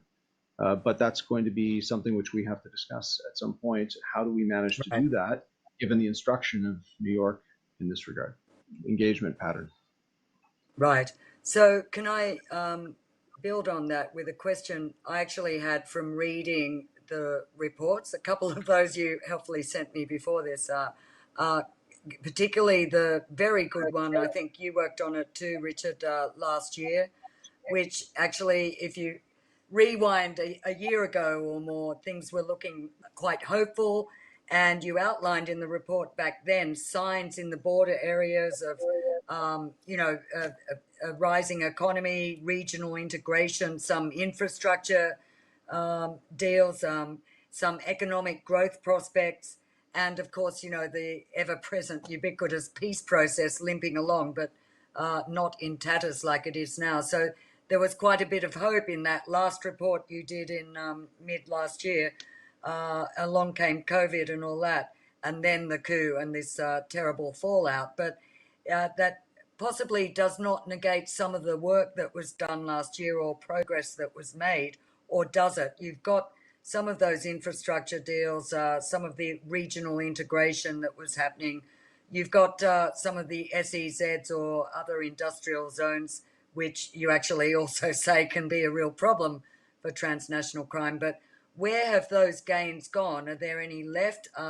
I think also, America, there were some progress made on discussions about human trafficking and other sorts of trafficking. Are we saying that it's not just back to zero, but worse? Maybe that one's for you. Or you, Richard? It is pretty grim, I think.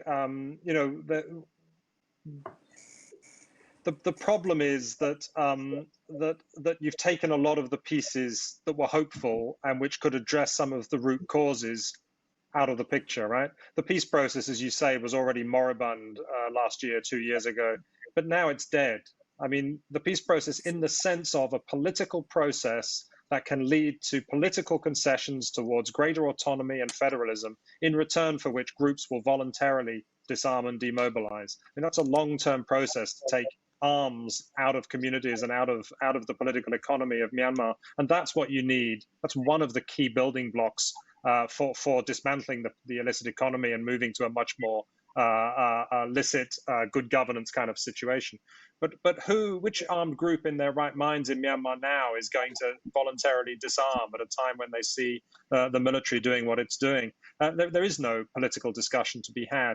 The only thing that will happen is attempts by the regime to co-opt, buy off subvert armed groups. And that means giving incentives to them to operate in the illicit economy rather than steering them in a different direction. So I fear on that point we're into a very dark place. That doesn't mean everything, right? I mean, I think there may be other aspects of this that we can find some hope, but generally, the military, although it has sometimes moved to curtail the power of some of these illicit actors, by and large, the military is responsible for creating the conditions of state failure in the borderlands through its actions over decades that have led to this. And having the military fully in charge with a free hand is not going to do anything good in the short and medium term that I can see. To help that, it may just provoke a reaction that is so powerful that it leads to a new politics and a new understanding on the other side of this that can be helpful. But I think in the short term, it's rather grim. Right, I can only agree with you. So we're safe to conclude that some of those gains of last year are some of that regional integration, China going ahead with its Myanmar economic corridor, etc. I mean, does that? But the risk of regional connectivity was always that when you have a political economy based on illicit activity with very powerful armed criminal actors involved, growing that economy through economic growth, through connectivity, through Belt and Road, was not going to shrink the illicit economy. The illicit economy was going to take advantage of that and grow with it. And so there's no automatic line between, good roads, good border posts, good highways, economic growth, and shrinking the illicit economy. You have to build that in. You have to work on it. And I think, the Belt and Road might go ahead. China might have the leverage now to push agreements through that were being stalled under the NLD or weren't moving as fast as China wanted. But it's very unlikely that you're going to have the kind of conversations now with the Myanmar government and the kind of thinking within the Myanmar government to be proactive about making sure that those projects don't serve to increase the power of criminal economic actors who are the best placed in those regions to take advantage of this connectivity. Right. Jeremy, Marika, no? I think I just a small addition to what Richard said. I think he's absolutely right about that regional integration element. As I said, we've looked at this for several years, and we've actually done some assessments of some of the corridors in Myanmar twice. It's not just the BRI that's at play, but we've got this Greater Mekong Sub-Region Integration Plan, which the ADB and the Bank, World Bank, different actors have been looking at financing bits of. But the point is, I think one of the challenges of putting these in place around an illicit economy is, as he said, it's going to grow with those connections in a sense. You're connecting supply and demand patterns of different kinds. And one of the things that we observed early on several years ago when we saw these corridors being proposed and all of these big grand plans was that they were going to be proposing highway infrastructure into or through the Golden Triangle without any essential analysis done of the downside risks of what might be spinning off from that, connecting the good and bad economy or supply and demand. We saw bridges put across the Mekong, and I recall one, it was more than a decade ago, 12, 15 years ago, there was one put across the Mekong where it became a drug trafficking conduit in about 1 week. Basically, the Thais opened this grand bridge with Laos, and then the next week it was like, oh my God, we're making our biggest seizures here. There's been very little thinking of merging the security and risk, merging the thinking around the infrastructure integration plan and the spin-off negatives. So anyways, I think that's something which we've been pushing, and hopefully maybe as an opportunity out of this, maybe there's a little more thinking about what might take place in the country and what these plans that might intersect with that mean. Well, I would have thought that any junta would see it to their advantage, actually, to build on some of those kind of ideas, particularly big infrastructure and big regional integration plans. Unless they're going to go totally the route of the sort of 1970s style and go completely isolationist, which is, I suppose, has every likelihood. We've only got a few more minutes. One thing I'd like, if this wasn't asked when I was off frolicking, concerning ASEAN. So ASEAN is on everyone's minds in the region at the moment. It seems to be the kind of fall guy to go in there and supposedly try and solve this whole thing. It's also the butt of jokes. A lot of people are saying they don't have a hope in hell, and they're, everyone has a criticism of their inability to possibly exert themselves. Is there any hope on the front of what we're talking about tonight, efforts on transnational crime and other things, that a regional response, that if ASEAN gets its act together, everyone's saying that the envoy or a team of envoys or friends of the chair are about to go in and talk to the junta. I mean, is this in your equation at all? Is there any ASEAN regional involvement or likelihood of an increase in that that would make any difference to either UNODC or actions against, to curb transnational crime? I can start this off, and I think you might have a lot to add. Both of you might have a lot to add, both Marika and Richard. But at the moment, there's been no discussion of this. There's been some individual discussions we've had with ASEAN member states, particularly this one here, Thailand, but also with some of the dialogue partners about exactly this. But there isn't any indication that I've seen from ASEAN itself that it's going to take this on.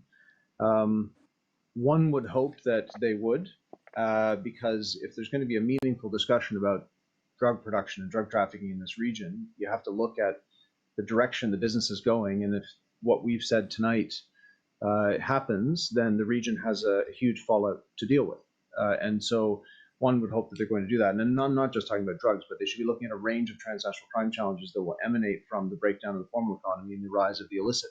So that's something which should be advocated for. I've raised it with our envoy, special envoy. We've raised it in different corridors with different powers in the region and dialogue partners, but that's not something which I'm hearing is going to be on the table yet. I think as the discourse grows, that may be the case. I think one of the things that I would touch on is something Richard said earlier about the government of Myanmar likes to make announcements. You know, if they want to be a good player in ASEAN and they want to look for something that they can deal with, that they want to make announcements, maybe they can signal to their partners that they're going to address this issue. One of the things that we find is often when governments are diametrically opposed about certain things, they do have a drug trafficking, at least talking about it as a comfort zone issue. As difficult as it may be, talking about drugs or precursors, they are willing to do it when other issues are more difficult to talk about. So maybe there's a level of discourse that could be built where Myanmar might want to signal to its neighbors that, okay, we hear you. We're ready to think about this and do something about it. I'm not sure that's the case, but because of the challenges they're facing within the country, but that's something which they might want to do. As you said, they like to make announcements, they like to show results. Then maybe they want to show them in this space. Right. Thank you. Marika, you're looking like you want to say something.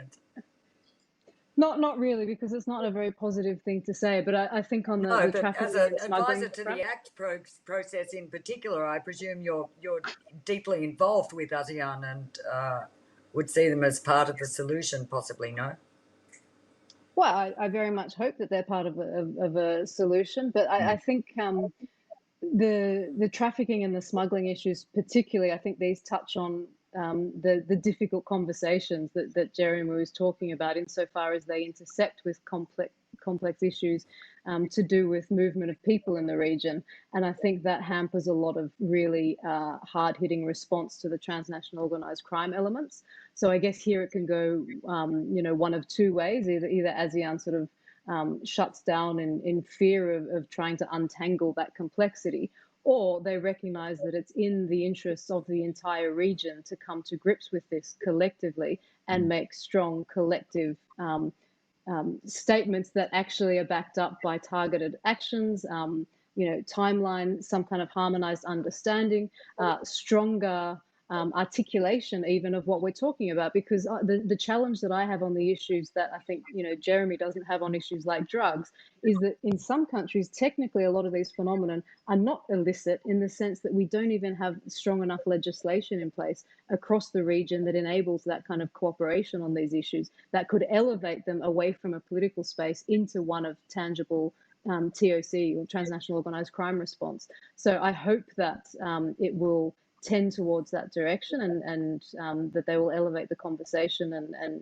in this context, equip themselves to stand ready for what comes. But don't know. Let's see.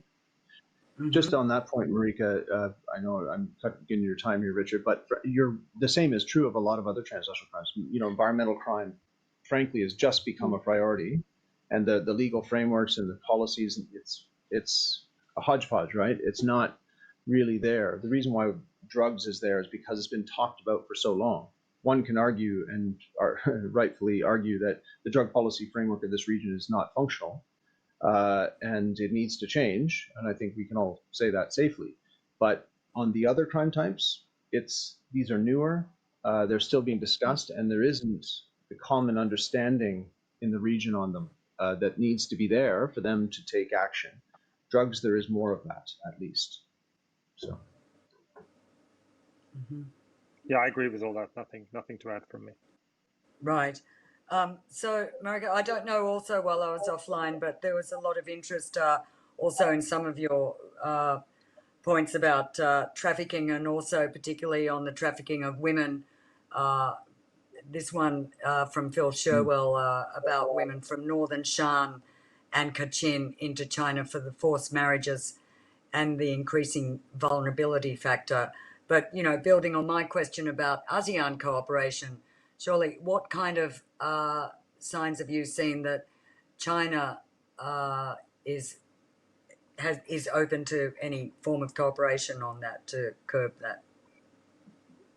On that specific issue, I don't know, and it's not to say that it hasn't happened, but I don't know that there's been any specific discussion yet about the increase in that form of trafficking in relation to the coup. I think we're genuinely only speculating, but we're speculating on the basis of quite strong experience from prior situations, and it's often because it's vulnerable groups who are looking to that as a way out, and then when it can involve transnational organized crime groups, then it becomes something to discuss. But so far, we certainly don't have data that speaks to that rise. Maybe Richard does. I could be making assumptions here, but it's a very difficult one to collect data on anyway, because what you and I might look at as a situation of trafficking into forced marriage, the people involved in it might look at it as an escape from a situation that's incredibly dangerous and an improvement in a situation. And so unless we can grapple with that stark reality, then we can't really be very useful on this. And that speaks to the bigger issue as well. Speaking about trying to combat smuggling of migrants in a situation where it may be a necessary evil for many people trapped in a situation, it does put into perspective, this incredible challenge that where we're talking about transnational organized crime in what's teetering on being a failed state, and the desperate situations that people find themselves in. We can't just judge an outcome purely on the basis of the label we attach to it. We have to apply other metrics, and I think that's very true when it comes to many forms of what we call trafficking that I think have a level of nuance that might not always fall into that category of something that we can address as we would traditional transnational organized crimes, such as the ones that Jeremy's talking about and Richard. And therefore what? How do people like you go about, move to the next stage? Well, it's a long process, Gwen, and I think to speak to how this relates to this coup, in Myanmar we had seen some progress, particularly on trafficking. We had a central body that was looking at addressing this. We had some strong laws. We had some great bilateral agreements in place that were trying to make these traditional routes not ones of exploitation, but ones of safe and fair migration into actual labour markets.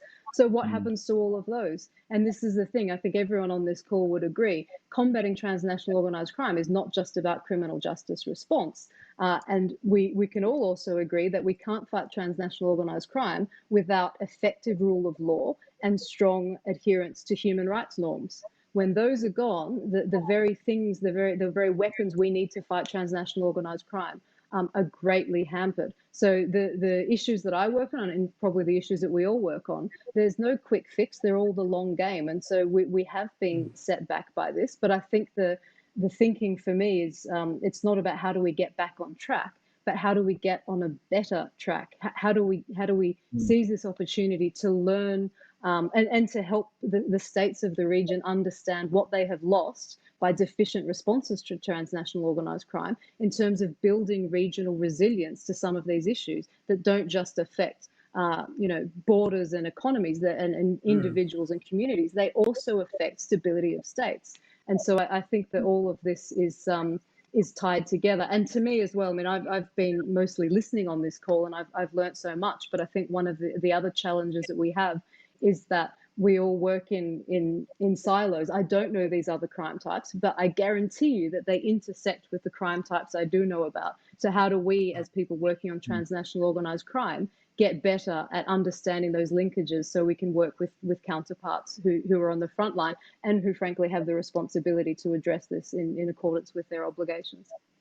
Do you think that means engaging more with the junta? Sorry? Do you think that means engaging more with the junta, with the regime in Myanmar?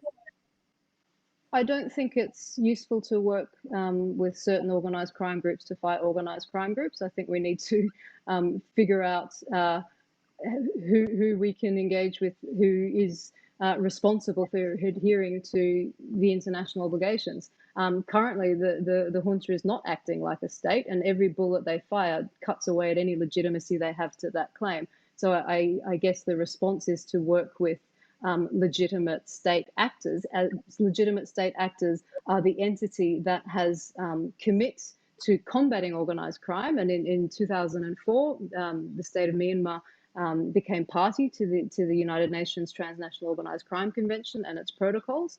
And so we need to work with parties that have a clear mandate to address those instruments. So I don't believe that engaging with the junta is in any way useful, except beyond the implementation of the end to violence, obviously.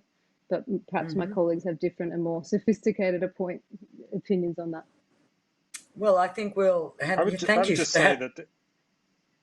Yeah, go on. Yeah, fantastic points. I would just add that, I mean, not engaging with the junta doesn't mean not engaging with Myanmar and doesn't mean not engaging with governance structures in Myanmar, right? I mean, there are lots of governance structures in Myanmar, whether it's ethnic armed group organizations, whether it's local communities, whether it's parts of the state that are no longer following the demands of the junta. I mean, we've seen half of the public administration of the country refuse to work and refuse to take orders. So there's bits of the state, and there are individuals within the state, and there are islands of competence and goodwill that you can identify and work with. It's just much harder because they're not all linked together into a single structure. Yeah. Right. Totally agree, Jeremy. Perhaps the last word. Very little to add except on the point of communities. I think you can engage in the country, and one of the ways to do it is through communities. We're doing that in South Shan, as I mentioned at the very beginning, the opium farmers, and that's something which could continue, and those people need the help, and they're a legitimate structure as a community or series of communities that we work with. And there's a range of ways to work with the state, work with the country, if you will, on a range of issues that are related to this, and with the neighboring states. So, but it's a matter of looking for those opportunities where we don't have to legitimize what's taken place, and to make sure that, but yet the people are supported. I think that's what really truly matters. Right. Well, all I can say is I think we could talk another couple of hours, particularly given the interest level. We've got a lot of questions that I'm really sorry weren't able to be asked. Some of them were asked in my absence, so I'd just like to thank, actually, there are quite a lot of questions which weren't answered. So I really hope we can, we're determined actually to continue a series of Myanmar panels. And I actually hope that all of you will come back on in some way or form on future panels. I think UNODC is also going to launch a report fairly soon. Jeremy, perhaps there'll be details to come of that. Next week, is it? No, Okay, at the so FCCC, in about a month. yeah, little less. so watch our website for that. But we will be doing fairly regular discussions. I hope fairly soon to do one on the whole digital explosion in Myanmar. We could call it a digital revolution, and how much has been carried over the internet, even despite, you know, big cutbacks and censorship of online vehicles. So I think we've got some outstanding people lined up for that. There'll be more details on that soon. And again, very sorry about the questions and the technical hitches. I suspect that I may have blown up I don't know, it could have been my computer, or someone didn't want us to discuss some of these things. It did cut out when we were talking about organ transplants, organ trafficking. So one would wonder. And most of all, I'd like to thank Dave Foster and Kuntik of Jayan Media, particularly for his double act tonight, being a emergency moderator as well as a technical whiz. So thanks again, and to UNODC for pulling this together. Richard and Marika, thank you very much. And come back on Wednesday night for Pint of Science, viewers, if you have interest in just about anything, because the range of topics being covered on Wednesday is extraordinary. So thanks again for a fantastic discussion. This video will be available in, I think, probably very soon on FCCT Facebook page. So thank you, one and all. Thanks, guys. Thank you. Bye. Pleasure.